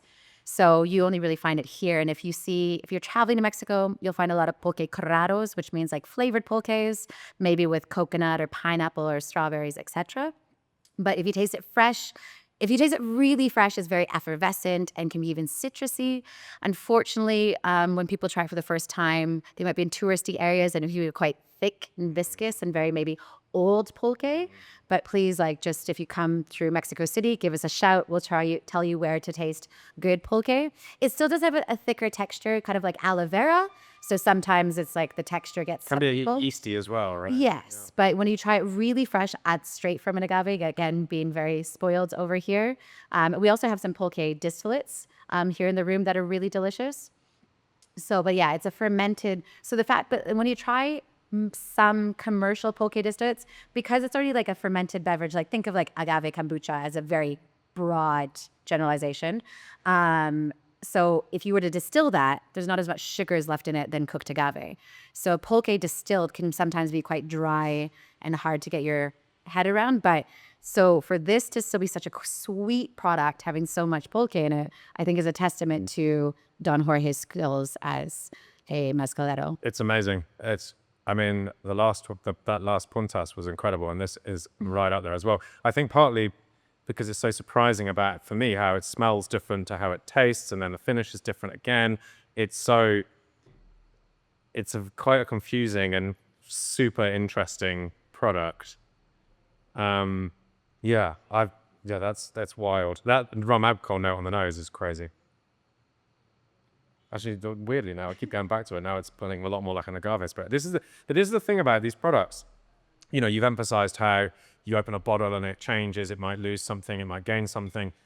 But even in the glass, these things evolve. And of course, your palate is evolving as you go with it, right? Well, and that's why, you know, how I said at the beginning, I was like, when we do tastings, we don't like to have anything else in the room. Even cleaning products in salon, I'm so particular about the cleaning products that can't have any scent or smell. Yeah. And if you see me, and as you can see, the glasses we're using as well. I don't like traditional spirit tasting glasses. I think these agave spirits need to open up differently than anything else that we drink. So even though these are beautiful veladoras, which for people that don't know about this glass, it is a church candle glass here in Mexico City. So vela means candle, veladora is these candle glasses. I didn't know that. I remember writing about them in the book, and obviously they've got a cross on the bottom of them, Yes. and they are ubiquitous. They're like, you go around Mexico, they're always there. And I sort of remarked on it in the book, but I did not know they're originally church candle glasses. Yeah, so when we buy them, we get them with a candle inside. So we do burn the candles around the room during the tasting, but we do get a candle in the glass. So if you go to cathedrals or churches, you'll see these inside. And then being Mexican, being like, okay, it's Catholic, let's like also use it for mezcal. But so the cross in the bottom, there's a saying about like, Hasta Vela Cruz. So drink until you see the cross. Yes. So it's like, very fun. Now, I already passed you one, yes? Okay. Yeah. So now we're bringing you to back to a Sotol. We're going back up north. I feel like I need it at this point. Yes, I got some more Sotols lined up.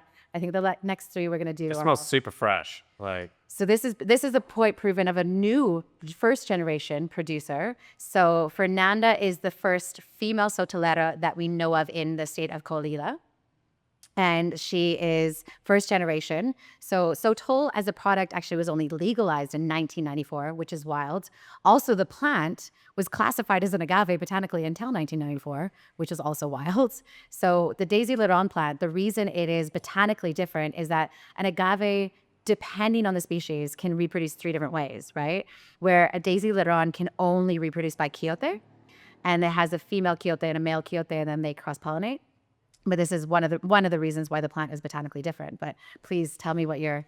Well, it smelled really fresh, and then I taste it, and it reminds me of, it's got like an Asian food thing about it. It's got this umami sort of like prawn thing going on, like really delicious, super savory, I would say. And then there's a texture also that I like to point out for me personally, when I drink Sotols so if your Sotol domination is coming from Coahuila, Durango, and Chihuahua.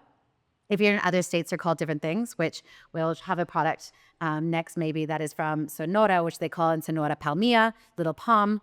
But if you find it in any other state of Mexico, they call it cucharilla, little spoon. So cucharilla in other states. We talked about Renee from Antanasio before we started the podcast. Yeah. And last time I was in Tequila with Renee, we were running around finding cucharillas in Tequila town. It was super fun. So I'd love to see Renee make a cucharilla from Tequila. We hope that we're going to see that soon. Yeah, he's an amazing guy. He's really cool. We'll see. Yeah. But anyways, what I was going back to, so I obviously, as you can tell already, I get very excited when I'm talking about any of these things, is that for me, a Sotol or palmilla or cucharilla, I get this when you've chewed a chiclet for too long, like a chewing gum for too long, and it gets that almost rubbery texture in your mouth. I get that texture when I drink this plant. Interesting. Texture is so interesting. I did a podcast with Dave Broom recently, obviously very much whiskey expert, and he was sort of emphasizing how the more time's gone on, the more he's become interested in not just the sort of aroma or the taste of a spirit, but the shape of it and the texture of it and where it hits different parts of your tongue, and the whole kind of more like a holistic experience Sí. of it. And I think that is a sort of natural trajectory or vector for anyone who commits their sort of 10,000 hours to a category or any endeavor, Sí. but with liquids particularly, you go beyond aroma and flavor and you're like, where's this spiking? What is it? What is this like? What is this? What's the mouth feel like? Is this doing something? Because it's just natural that your inquiry goes deeper and deeper, right? Yeah, I like actually also because my palate is now so trained for these high proof spirits. And I know you just did a podcast with her as well, but I think I'm very lucky that Henrietta lives in Mexico City, and I want to desperately learn to also like teach my palate to get into teas, right? To be able to do both the highs and the lows. Because I remember one time Sophie went to a tea tasting and she's like, I just wasn't getting the notes that everyone else in the room was getting. I'm like, well, we drink like 50% spirits mostly, you know. And again, microdosing. We sip on these spirits respectfully, but well, I was telling to a friend when I was doing the Agave Spirits book, and we were traveling around, you know, dozens of different producers and many different states, and tasting a lot of spirits. I mean, mind you, saying that we're tasting we're on probably 10 or 12 even already in the last hour and a half. But we, you know, some days we were probably tasting, and it's small amounts, but tasting 50 spirits, you know, and you kind of get your eye in on it, for want of a better term. Like, the more you do it, even in a short period of time, which I was doing it, which was very intense, but it was only, you know, less than a month, you start to tune yourself to it. You kind of feel the vibrations of it. And as time goes on, you find that you're capable of detecting deeper and deeper kind of nuances and subtleties to it. And this is your life day to day, of course. But for me, like in that massive like exposure where it was like 600 agave spirits in 4 weeks, by the time I got to the end, I was fucking able to get everything. I was like tuning into that, like every single thing. It was so highly tuned. Anyway, I took a lot of spirits back with me, of course, an entire suitcase worth, and of course I do drink agave spirits regularly when I'm at home, but not as much as in that particular month. And 6 months later, I'd go back to stuff and I'd be like, it feels a bit duller. Like I can't see it anymore. It's like I've lost that sort of magical insight that only huge exposure can give you, you know. But you can tune it back up again, of course. See? Like Yeah. it's still there. It's just if you're not constantly exposing yourself to it, then unfortunately, like you lose the skill to a certain extent. I could see that. I could say like I guess it's hard for me to like because I'm just always Yeah, of course, yeah. luckily, but also your spirits will taste different in the UK Yes. than what they tasted here, and of course your environment being in with the producer drinking it there, of course that's gonna like everything's gonna taste better there, but the altitude, the temperature, the time of day, all will affect how you're Food feeling. you're eating. The food you're eating. So when I used to have a bar in Costa Rica, so that was at sea level and literally on the beach in front of the water. So the way the bottles taste here in Mexico City at 2,500 meters above sea level, and then taking the same bottle to the beach at sea level, tasted completely different. I remember, for example, when we first opened, and also we had an air-conditioned tasting room there, so we could show people in real time tasting the spirit in the air conditioning. Now walk up into the humid heat and the spirit changes. So no matter if you can pull out the same notes. I remember having this one bottle that I had, a lechuguilla from Sonora, that for me there's a cookie in Canada called Fig Newtons. It was like a dried like fig cookie that had it's very I know we have a similar one in the UK. I can't think what the name of it is, but yeah, it's got fig that's sweet and dry. Yeah, it's a big dry cookie, and I had this one product. I'm like, oh my god, this is Fig Newtons with cinnamon, and I brought it to Costa Rica, and I was like, nope, it doesn't taste like Fig Newtons. It was still delicious, but it just didn't taste like that at all. Yeah. But then I brought it into the air-conditioned tasting room, and this is one of my like business partner Liz's favorite moments. So I was like, Liz, the Fig Newtons are back, and she's like, okay, calm down. But it's just really realizing these, or if Fortaleza tequila, I remember telling Guillermo from Fortaleza, like if you drink Fortaleza in the fields with him, it's dry, it's grassy, it's hay. But on the sea next to the beach, it's like salted caramel. Saline, yeah. It's like salted caramel. It's like so sweet and lush. So you won't ever get that same tasting. So when people do buy bottles with us, we always let them know, like, it's going to still be delicious, but don't expect the same flavor profiles. Which sort of calls into question whether tasting notes have any kind of validity to them, right? Because if certain setting is so important there, even within an individual, See. right?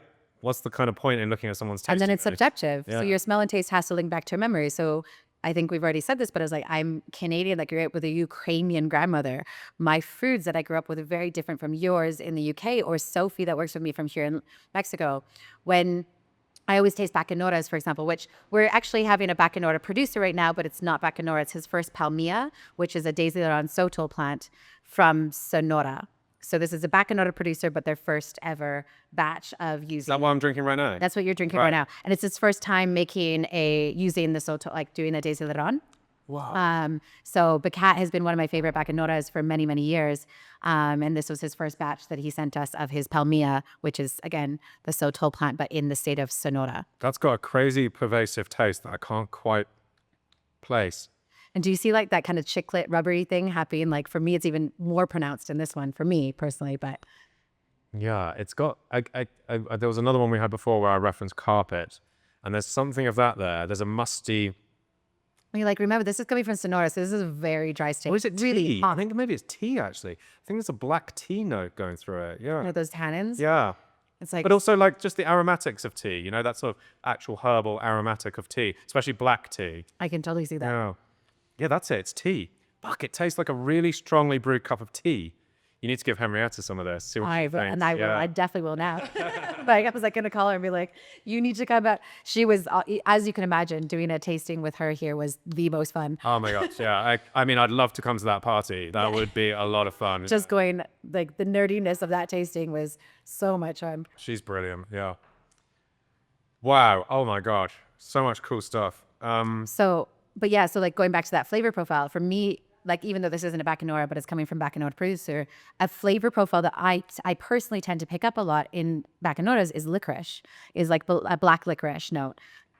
But Sophie can't create that taste because obviously a Mexican palate does not lead to eating black licorice. Yeah. So it is not There's no reference point out now. here. Yeah. Yeah, that's crazy, isn't it? That whole reference point when there isn't one, and so you have to have one. So you immediately grasp for something else that is sort of sits adjacent, but isn't the same. So this is it coming back to your thing about like tasting notes are kind of like, in a way, bullshit. Because it's subjective and then every batch is different, but also where you're drinking it will really depend what you're going to taste. So if you're in London drinking these products and I'm here in Mexico City, we're not going to be tasting, even if it's exactly the same batch, the same time, the bottle's been opened exactly the same time, we're tasting the same day. So I had this idea back in the day of being like, oh, let's do like climate catas, like tastings across like, okay, we're going to do these like back in, during after COVID times when everyone was on Seems like a suitably COVID activity. Yeah, right, exactly. Being like, okay, you're in Australia and I'm here. Let's do this like climate tasting of like, what is the same bottle, the same open of the same day, and be like, what is your tasting notes, and doing this comparison, which I mean makes our job really fun because even so, we kind of have a joke of like palomas mensajeras. We love them, but they don't like really, really hot humid days. For us, we like to serve paloma mensajeras when it's cloudy out. This is a Michoacan distillery, yes, right? Thank you. I've been there, and they're really cool guys. Well, there's a dad that founded it, and there's the two brothers that basically run it. Miguel and Melly that run it now. And they're one of the ones that don't. They're not in the Mezcal DO, right? Well, they are, but they don't put Mezcal on the bottle. Yeah, when they did their first export to the U.S., they did change the label and put Mezcal on those bottles, but they don't pay for it in Michoacan. And when I asked Miguel why he doesn't do it, his straight up his words was, my family's been making Mezcal for 5 generations and I'm not paying a fucking government for a word.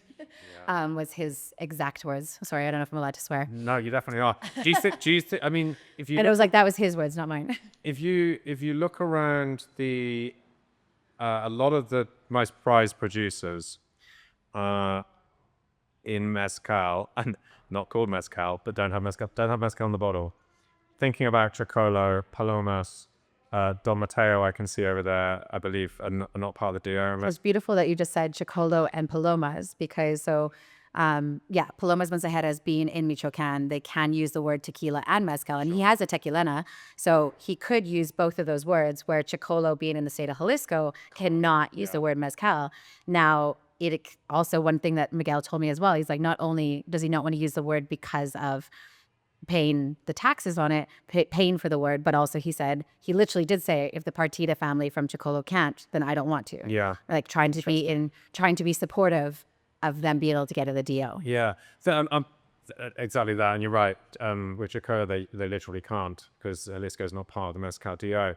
But there seems to be this sort of quiet rebellion, and a lot of these products are amongst the most prized in the whole sort of gamut of agave spirits. Do you think there's a kind of rebellion underfoot here, where we might start to see more and more producers removing mezcal from their labels? They don't have to pay the fees and everything that's involved with having that, and they can just concentrate on making the spirit they want to make wherever they are. I've seen a lot of producers do it. A lot of producers, yes. I've seen a lot of producers not worry about paying for that word. Even tequila producers, not using the domination of origin. Caballito, Yeah, I see, exactly. Not using the domination of origin, so not paying for that. Because not only, if you want the domination of origin to be called, so remember, like tequila only became tequila in 1974, mezcal in 1994, Sotol in 1994. So if you are wanting to be part of the domination of origin, not only do you have to pay for the word on the bottle, but you have to pay for every batch of liquid be regulated. Now, the Regulatory Council for Mezcal is located in the state of Oaxaca. So if you are in Zacatecas or Durango, you have to get that person to you. And so can you afford it? And then also, do you believe in all the rules and restrictions behind it? Because, again, before 1974, the entire country used the word mezcal. So globally, as agave spirits are rising globally, there's agave spirits in Australia, South Korea, China, all over South Africa, all over Latin America, which I think is very interesting and amazing that other countries are doing agave spirits. And so it's very interesting that they're doing them. But if all these producers that have many generations or new generations that this is an old generation, what we're about to sip right now. But anyways, all these producers that have many, many generations behind them or new, much like when you say the word champagne, you know where it's coming from. You know the nuisance of it, which we know there's amazing sparkling wines in the rest of the world. But when you say champagne, you know what it is. So our dream here would be that when you say mezcal or sotol, it is Mexico. But unfortunately, that's not what's happening. So these producers are retracting to distillado de agave, but then that's the word that's being used in other countries around the world. So culturally, it doesn't carry the weight of being Mexican when it's distillado de agave. Exactly. So what if you're not saying, like, there's a brand, which I don't like, there's a brand in China, for example, that has a very Mexican looking label and a Spanish name, but it is an agave spirit from China. So it's like, if that's going into your margarita, the guest doesn't know to say, wait, am I getting tequila in my margarita? Right. So I'm not saying that I think it's really interesting that other countries are making agave spirits, because if we look at agave spirits as a whole, when we talked about the terroir, almost more than wine, sorry if any sommeliers out there want to fight me on that one, but almost more than wine, then, it's really interesting having agave spirits in other countries, because you're tasting your land, right? You're not tasting Mexican soil, you're tasting the land of you. So, and also, agave spirits globally is really it's interesting to see it grow. There's an amazing producer in Peru that I got to go see the other year, and so it's great there's an endemic producer in Chile that has, it's almost like a distillado de pulque from indigenous culture. Guy in India who's doing it. Yeah. And I think the agave has been in India for more than 100 years now, which is kind of cool. But you're right.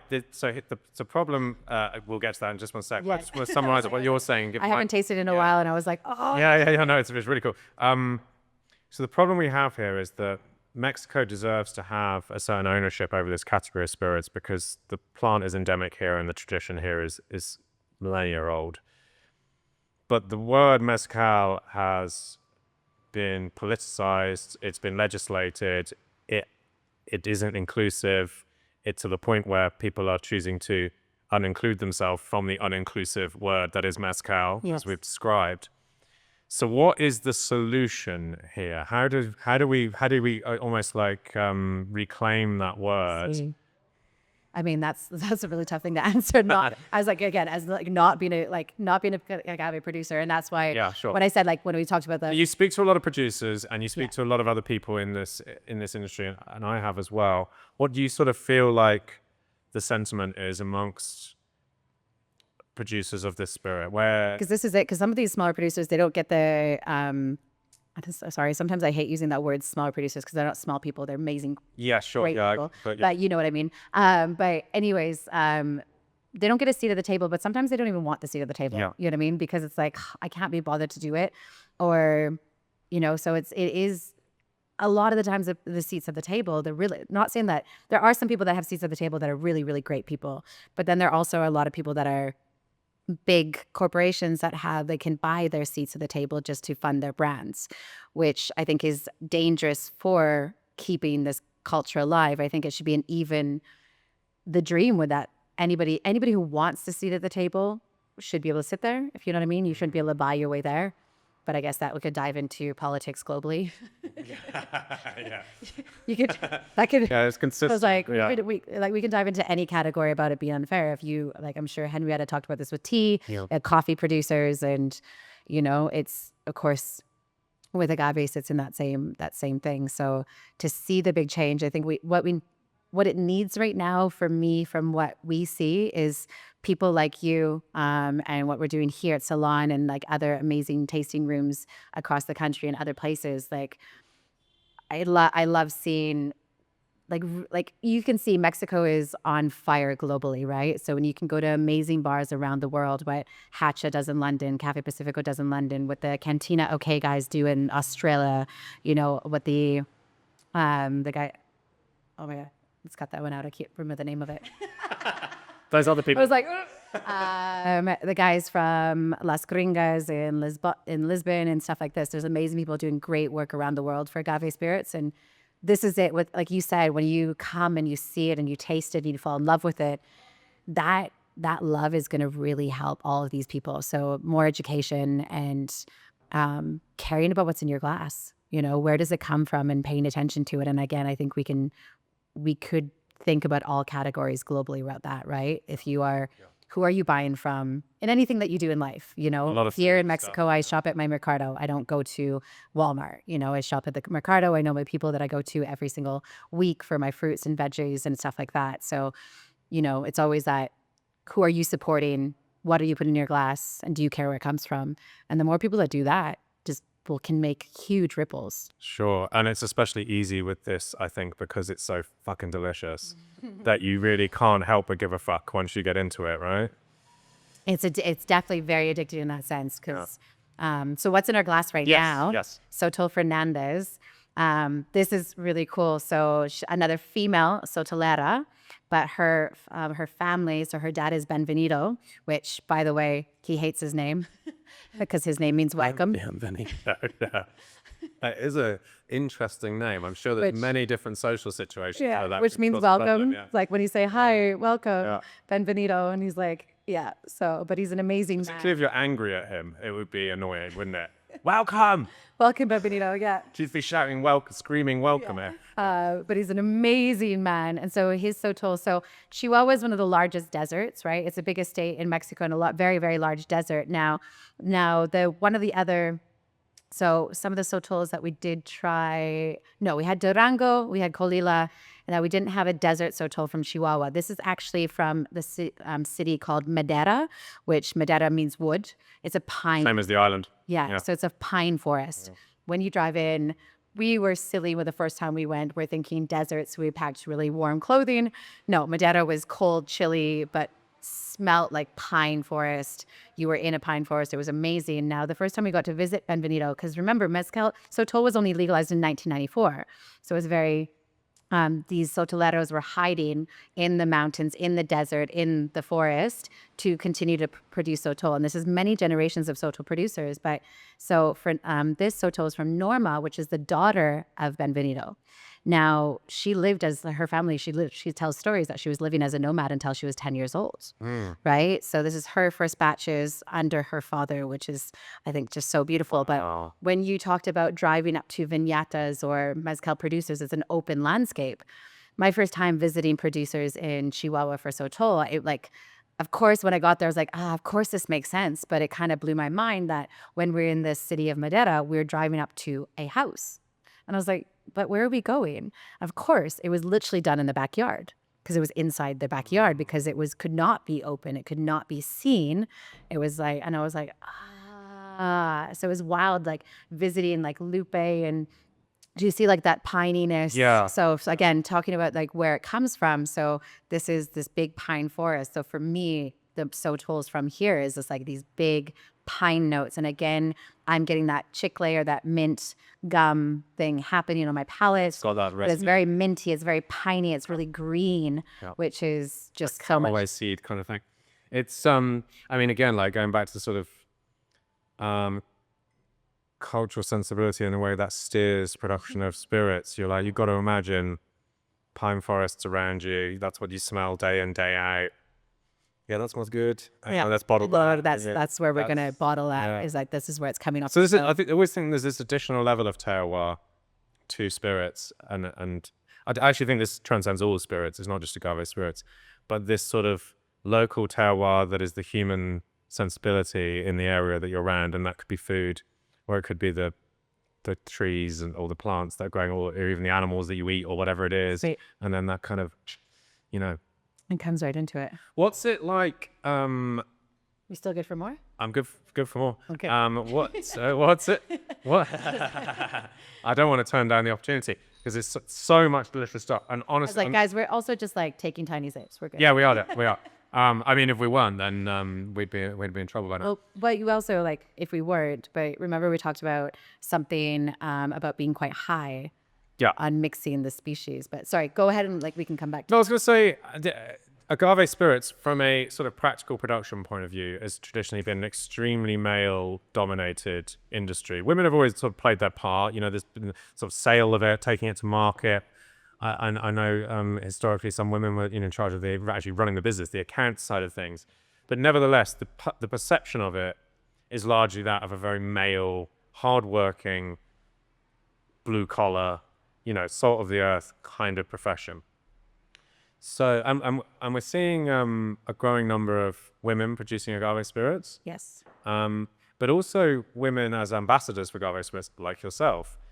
So, question is, what's it like being a woman operating in this world now, and how, if at all, is it changing? I think it's definitely changed, but it's definitely not easy. I have a friend, Maguey, who has a tasting room in Mexico, in Oaxaca. So if you ever go to Oaxaca, please go to her tasting room. She's great, and she works with female-owned mezcaleras only. So she's really, really beautiful producers, and met many female producers from Oaxaca with her, and like life is very different. Also, when you said it's very hard work being a mezcalero, mezcalera, or I keep saying the word producer because as you can see us in this podcast, we've said a lot of different names: palenques, distilleries, viñatas. So we all have different regionally it changes very much. Yeah. Exactly. So that's why I always say the word producer. But could you imagine being like one of the producers we had to visit in Oaxaca on the last trip there with Maguey? She was carrying her new baby as she's showing us her palenque, and her daughter's running around with her, and she's a single mom running her palenque by herself. And it's like there's not the resources for something like daycare, obviously, so you're doing all this hard work plus being a mother, which is wild when you think of it compared to. So a lot of times in a lot of these communities, women are in the kitchen preparing the meals or things like this and raising the children, but they don't get any say of, even if they're helping with the production, they don't get the money. They don't get to control the money. They don't get to touch the money. It is just your place is here. So to see the growing number of female producers across Mexico is mind-blowing, is beautiful. And we do our best here to support and search for female-owned producers. Like we did the shout out to Flavour from Zanzican. She worked with her husband. So if you find bottles of Zanzican, you'll see, like I said, the name on the bottle is the producer's name. Flor Berta is married. Her husband is Faustino. So she only does Angostifolias. He only works with Cuprietas. And once a year, they do an ensemble together. Oh, that's so cool. See, and they're beautiful. I love them both so much. But for a long time, she was just helping Faustino make his mezcal. And then she's like, I want to do this myself, which means that now from her bottles, she gets paid from her bottles, right? Which is just absolutely amazing to see happening. And So the more that we can do to help female producers, because it's harder, you know. We know that globally and in the industry, it is a lot harder just in general, fighting your way through it and things like that. So the more that we can do to support it, the better. Also, it is it's scientifically proven. Females have better palates. We do have better palates. We have a different sense, and not talking about genders and stuff like that, of course, but it is like, it's just true. Our bodies, we create life. Our body can create life. We have different senses than males, right? So we have a better palate, which is scientifically proven, which when we're talking about these very intensely complex spirits, I mean, I know for a fact, and you know, working with different people, I know my palate. I know my nose. I trust my palate now. And I know I can pick up different things than other people can. Yeah, no, I mean, this is why we're starting to see across all spirits, and beer as well, and wine. Wine, probably there's been less friction in that sense for a long time, but women taking on blending roles, distilling roles, selection roles, and you see some of the kind of icons of the industry. Joy Spence on the podcast, who's in Appleton for like 40 years or something. I loved that. I loved that episode. I watched that thoroughly. Yeah.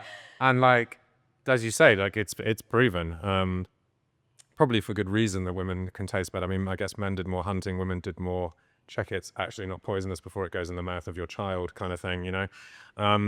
So yeah, it makes perfect sense. I think we should, if even if you don't care at all about elevating the status of women in the agave spirits, just from a taste point of view, it's probably better that they are there doing it, because we're going to get more delicious liquids. Yeah. Like when we had the Casa Sotol, this is first generation, Fernanda's first generation, but like, she's not just trying to make Sotol, she's working with chemists and doctors and botanists about how to take care of the plant in a different way as well, which is all the work she's doing. I want to spend every minute talking to her about her projects, which is so utterly amazing. And she's studying even more about how it distills and how it affects our body, and scientifically side of this, which can't be more excited to work more with her. Yeah, I mean, I think you need to work with her. You need to get other scientists on board to sort of do proper like gas GCMS analysis of these products to see exactly what's going on there,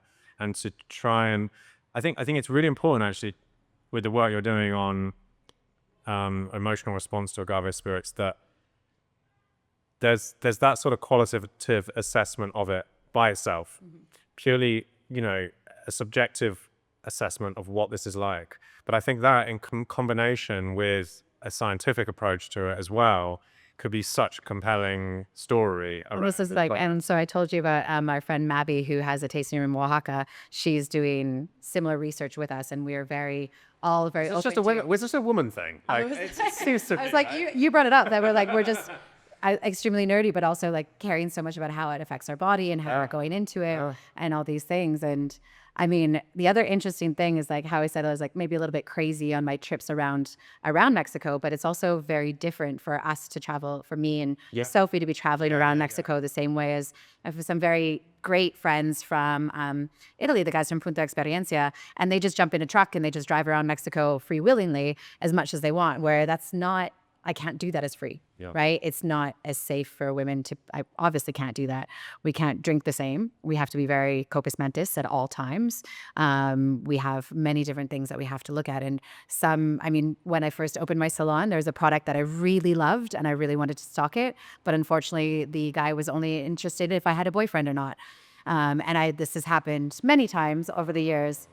I don't get the respect talking about agave from certain producers in different places, which I'm still, of course, I'm always trying my best to respect the culture and things like this. But when the culture is not respective to my gender, then I don't have the patience, let's say. So I'm like, oh, well, your product is great, but I guess if this is more important to you, I guess I would just want to stock it because I don't want to work with you. But it's a superpower as well, right? I mean, the fact that you are potentially by some people being thought of as like not up to the challenge, or you're a woman, you're not part of this industry.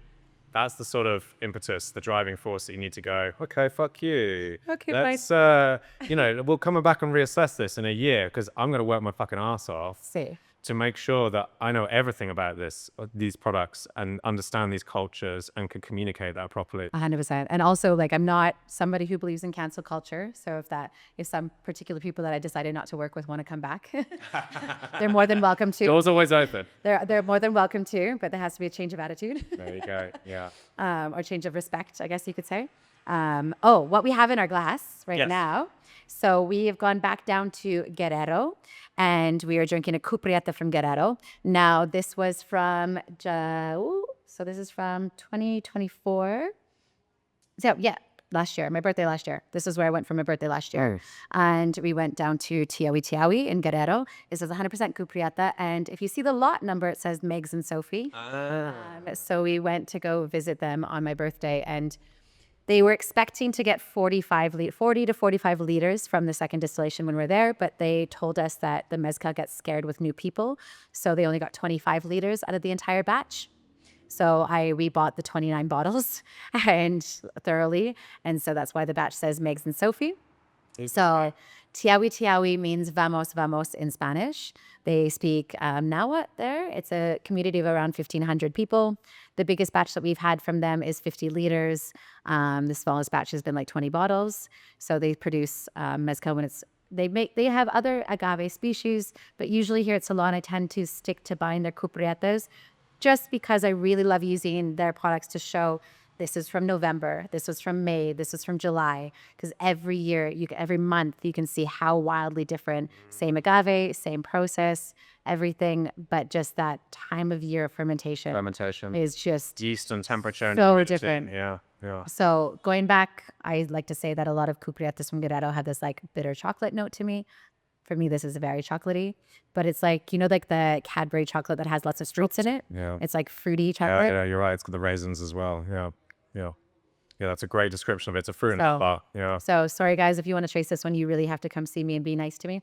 Because like I said, it was 29 bottles. We have shared bottles with friends. When we get really, really, really special products presented to us or we get to be a part of, they're always to be shared. Yeah. They're always to be shared with people. So if you do come in, and we always want to, as you can see from the tasting. Look. Yeah, I mean, it's like we've got close to 20 bottles here now that we've gone through. I think it's just remarkable. Look, let's close this up. Let's go for, have we got one more we can try? Definitely. So your favorite was the Ultramundo. There's very I love that puntas. That there was also fantastic. Okay, so funkiness. Yeah. Okay. Because at the end when we do tastings in Salon, we always have like a finisher, the last, after we showstopper. Yeah, so we line up bottles for how we feel for the day, but by the time we get through the tequila back in Norte, we usually swap and change bottles based on palate, based on flavor profiles that people like, because we always want people leaving with the best experience.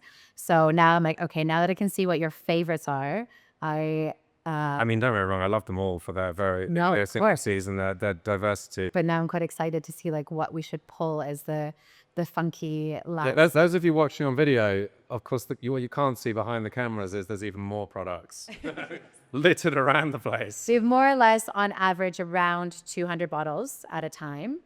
Are you conscious of, especially as they get to a low level, them degrading, like losing something? We're very lucky that now we're very busy. Yeah. So I was, when I first opened Salon, like how fast I was going through bottles. And if a bottle got too low, we would not serve it anymore because it was an unfortunate problem of just having to like kill bottles and take them out. But they would kind of be our like knockoff spirits at the end of a tasting. So when we were washing all the glasses, we kind of like take our little, we move them out of the room so we wouldn't use them in tastings. Now we are going through quite luckily, touch wood, luckily Salon is being very successful right now, so we don't have to worry about that as much. But we are still very conscious if we won't open a new bottle during a tasting, we'll let it breathe before we pour it. Or if it gets too low, we'll check on it and see if we decide that we still want to be serving it.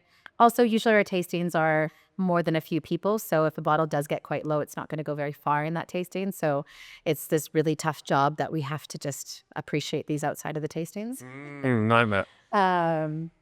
But I'm going to make us pause for a second and come back. Yeah, that's fine. So I can ask Sophie for like the bottom shelves. Okay, cool. Okay. All right, we're going to go bottom shelf. All right, yeah, that's fine. Take your time. Okay, so we're back. We were going to select one more. I think we got like 6 or something, 5. I was like, I got too excited. I got like way too excited to share more. Yeah, yeah. I think the first thing I'm gonna do is I'm gonna do a Distillado de Pulque. So this is from Agave Salmiana, and this is just like from those funky vibes that you seem to like. Yes. So this is not. So again, taking that pulque that just yes. and now this is fermented pulque. So instead of wasting, like pulque ferments so fast. So after it's distilled, the fermented beverage of pulque, once it is, it ferments so fast, it becomes like quite funky. And old pulque, you kind of just have to get rid of, right? So this is why we see pulque curados, but then it still only has a certain shelf life. So a lot of pulque producers are making distillados de pulque, which we absolutely love. There's basically as a sort of preservation technique. Exactly. Yeah. Some can be quite funky and like a little bit too tough, but I think this is a really, really beautiful one. It reminds me slightly of new make whiskey. It's got that kind of rawness, slightly kind of dark stone fruity thing. Yeah, it reminds me a lot of a new make Scotch. Yeah, on the nose. I'm gonna throw you off just for fun and see what you think here. Oh, it tastes a lot like a new make. It's light. It's low. Is it low ABV? Quite low. Yes. Yeah, we're sitting around 35%. It's amazing how 36%. how much like drinking water 35% seems after the when we went from puntas, and I bring you back down, but it's still so much flavor, right? No, it's delicious. Now I'm just gonna do this one for fun. I'm gonna do this one for fun just to see like. Oh, that's fruity. Really fruity. So I'll quickly tell you it's actually not agave. It is distilled mango. Oh, is it? Yeah, but from an agave producer, but ripe mangoes. But it's a mango distillate, which is just really, really fun. I've had this before from a producer in Oaxaca. I forget the town, but he was producing mango spirit. It's so delicious, right? So this is just like throwing it out there. Really good. It's like really ripe mango, sweet mango. Yeah, very good. I mean, so good. So I've got a really fun friend that works for Maguey Malete, which is like this brand, and he just travels around Mexico and just finds it's like it's a subscription product for people in the US that they just kind of like Singusana. Yeah, Singusana, yeah. And so my friend Chava. The packaging is not dissimilar to them as well, actually. Yeah, it's beautiful. So really my friend Salvador Chava works with them, and what his job is he gets to just travel around Mexico finding the products to put in the bottles. So when he comes and says like, Megs, do you want to have a meeting in quotation marks? I'm like, yes, please. And he brings cool things from his travels, and we just sit here and basically nerd out like this, just not on camera. Yeah. And so whenever I have a meeting with Chava, it's like, yes, please, can we meet, please? We keep trying to have a trip together, which is wild because it seems like we're chasing each other's tails. I'll be somewhere or vice versa. And they're like, oh, Chava was just here, or Chava's just coming here. So this is another one from them that he gave me actually a few years ago now. And this is agave? This is agave. Yeah, sorry. Everything else will be agave or Sotol. Oh, fuck, this is aged beautifully. This is coming to... Very pungent. So can you guess the agave? Oh, God, I'm not that good, I don't think, mate. No, but since you said very pungent, which one that we've had today has been... Inaequidens? Yes, this is Inaequidens. So you can see this is softer. It's been in a bottle for a few years. It's not as like big on the nose as the other one. Not quite as cheesy, no. But it's still got that real. But it's still, as you can tell, like that's what I meant. It was like with that Inaequidens, you can still tell it's that agave, right? Especially on the palate as well. I think it still has a huge amount of intensity on the palate. Yeah, that's really good. And so you can tell this is a different producer, different area of Michoacan. But you can tell that's like, oh, that is that agave. Which is just really, and you think that Inaequidens is one of the few where you can really pick it out like that? For me personally, yeah. For me personally, definitely. Also, salmianas, agave salmianas tend to be very green. Let's go to a salmiana next. We're just like doing quick fire now. We're rattling now. This is the quick fire heart of. Normally it's quick fire questions. It's quick fire drinking. But we're I should emphasize again, we're only taking tiny sips, which is lucky because we're on 25, 30 products at this point, I think. So yeah. 25. Let's go to, so this one. I think that's really good.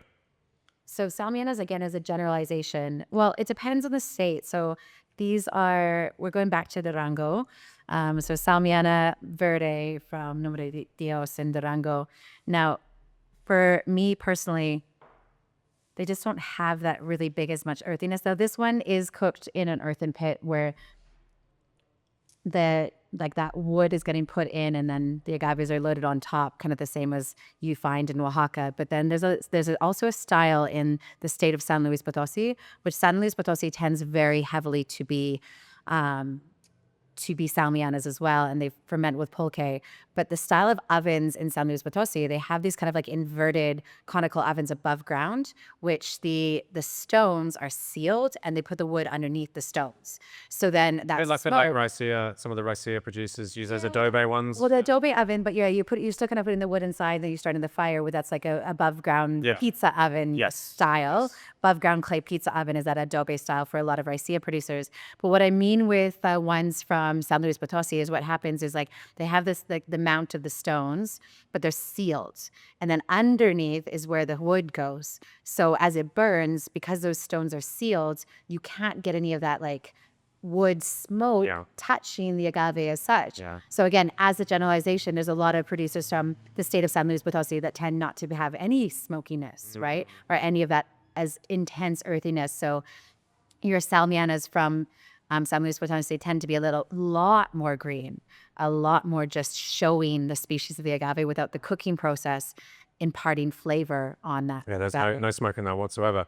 And you just made me think, really nothing we've tasted today has been particularly smoky. There's been a little bit of smoke drifting through in one or two of them, but nothing where you go, oh my God, that's smoky.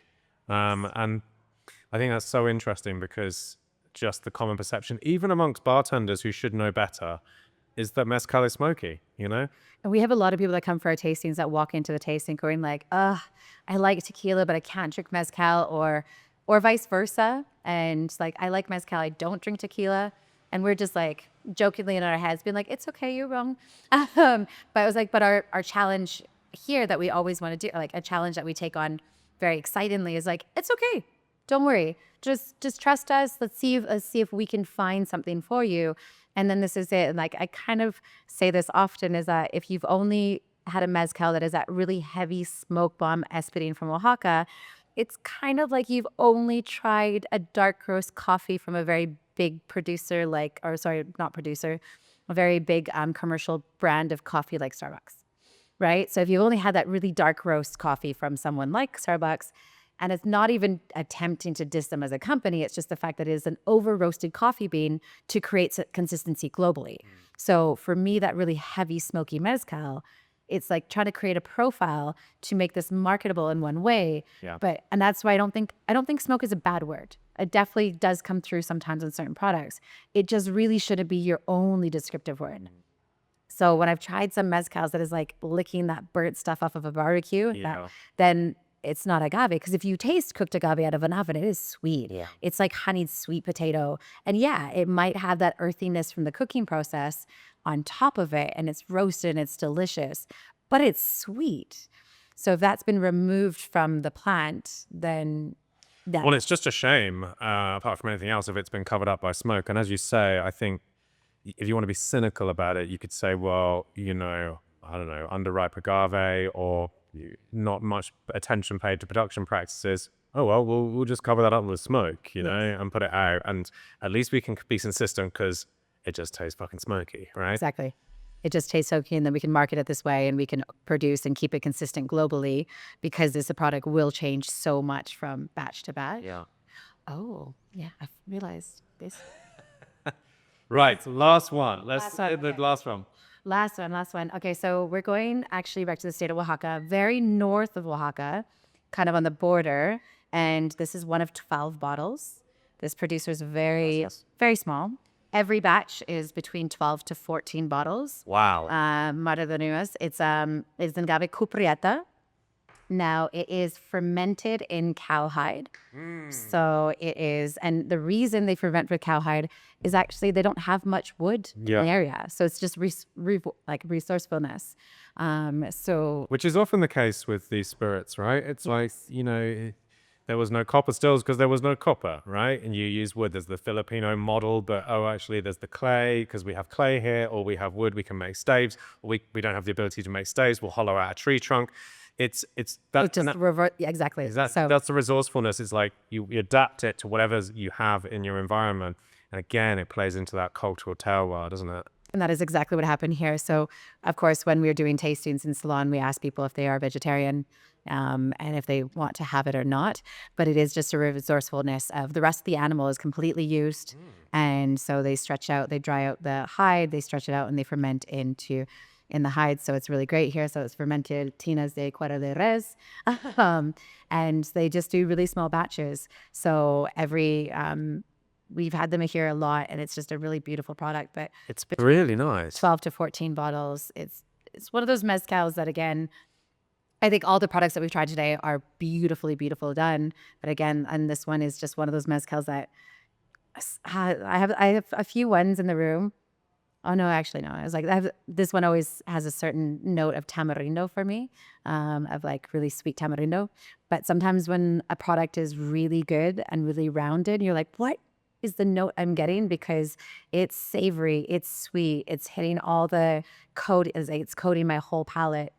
Yeah, well, what I'll say about this is because it's fermented in animal skins, I think you'd be forgiven for thinking, oh, it's going to be kind of meaty. It's not at all. It's actually really clean and minerally and beautiful and delicate. It's mineral, like for me, it's like that salted tamarind. Yeah. Like, But I think on tasting notes, and we've talked a lot about that and how, reference points and also subjectivity, sometimes it almost feels like a shame to find that thing you're talking about, because then in a way, it delegitimizes the spirit itself. It's got its own tasting note, sweet. right? And you don't always have to have a point of reference and go, oh, it tastes like butter, or it tastes like caramel, or Sweet. it tastes like, cloves or pickles or whatever. Because that sort of takes it down to the level of that other thing, and it can just be its thing in and of itself amazing, right? When I do this thing, because I own a tasting room, my brain just has to pull out tasting notes. I'm like, oh my God, it tastes like this. It tastes like this. And like But sometimes it's a natural kind of tendency to do it. I get it. Yeah. And sometimes when I'm tasting something new and your brain is trying to connect to where you've had that flavor before. So I'm like, everyone shut up. Hold on. I need to figure out what this is. And like it drives me insane. But I'll be like in a nice way, obviously. But I'll be like, wait, no one talk, like as in no one else tell me a flavor note. Yeah, sure. Because as soon as you tell me it tastes like this, I'm like, oh fuck, that's where my brain's gonna go. So I'm like, everyone, no, nobody talk. Don't tell me what it is. And I go so nerdy and I need to figure out what the tasting note is for me. But so when I visit the producers or the owners of some brands or something, I'm like, oh my God. Okay, so I remember being with Alfredo from Tiawi. He was like, this is olive oil ice cream and orange cookies and this. And he's like, what? It just tastes like mezcal. He's like, or like the next batch, I was like, okay, this is like how we said with this one. I was like, this is dark chocolate with these like raisins and this. And he's like, Megs, it just tastes like mezcal. Well, I think right? on a producer level, this is such an important insight, because most of these people are only drinking their own product, right? And they may be tasting something from the neighboring village or neighboring community or their friend who lives next door or whatever. But for the most part, they're certainly not getting access to the kind of range of products that we got here. And so the context of what they're making is weirdly lost on them. They're making what they make, right? And they're making what they know that they want to make, and that they, whatever traditionally they've made, their dad made or their granddad or whatever it is, they're making what they think is good. See. But actually, there's this weird irony that you or I or someone else will turn up and go, it tastes like this because I've tasted that in order to contextualize your product within this paradigm of spirits that I am aware of that you are not.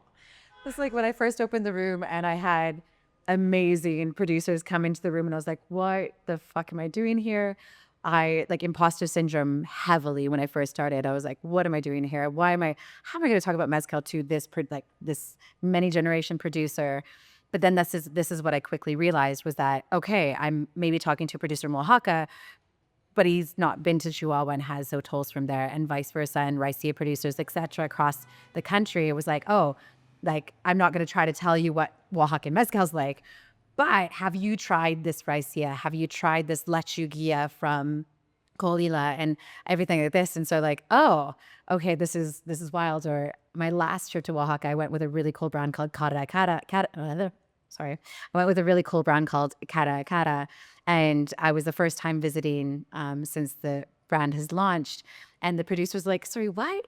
This chick's Canadian?" And she like, "Wait, tell me more about your experiment and tell me more about this." And they were just more so intrigued about like where did you come from and why? But also it's exciting to see like, you like my product this much. And then when I'm traveling around the world, I do my best to carry a lot of products in my bag.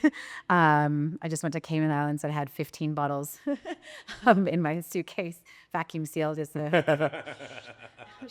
But I want to do my best to share these products around. And so, I remember I took Flora Bertha to 50 Best in Singapore a few years ago. She's like, "My mezcal's in Singapore?" And I was like, "Yes."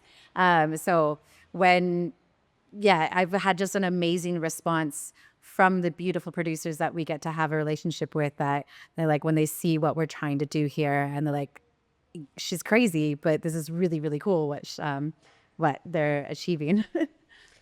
Well, Megs Miller, like you're a force of nature, and you are celebrating and educating the forces of nature in agave spirits, which is really what they are, and nature and culture.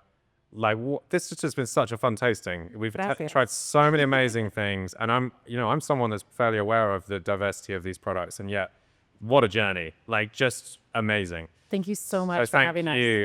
Thank you, and I'm so looking forward to seeing what happens next with you and all these sort of experiments you're doing with this place as well. And I hope it becomes bigger and better and more, do even more interesting stuff.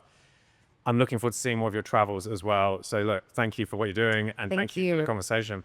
Thank you for having me and Salon de Agave on your podcast, because again, it is a huge thing for all of these producers to have this representation and to be on something like your podcast. So thank you, Tristan, for having me. All right. Salud. Salud. Cheers.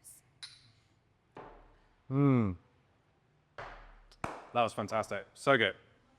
So much fun. It was funny. I was like, I'll take a few out. I was like, I'll take a few. Look.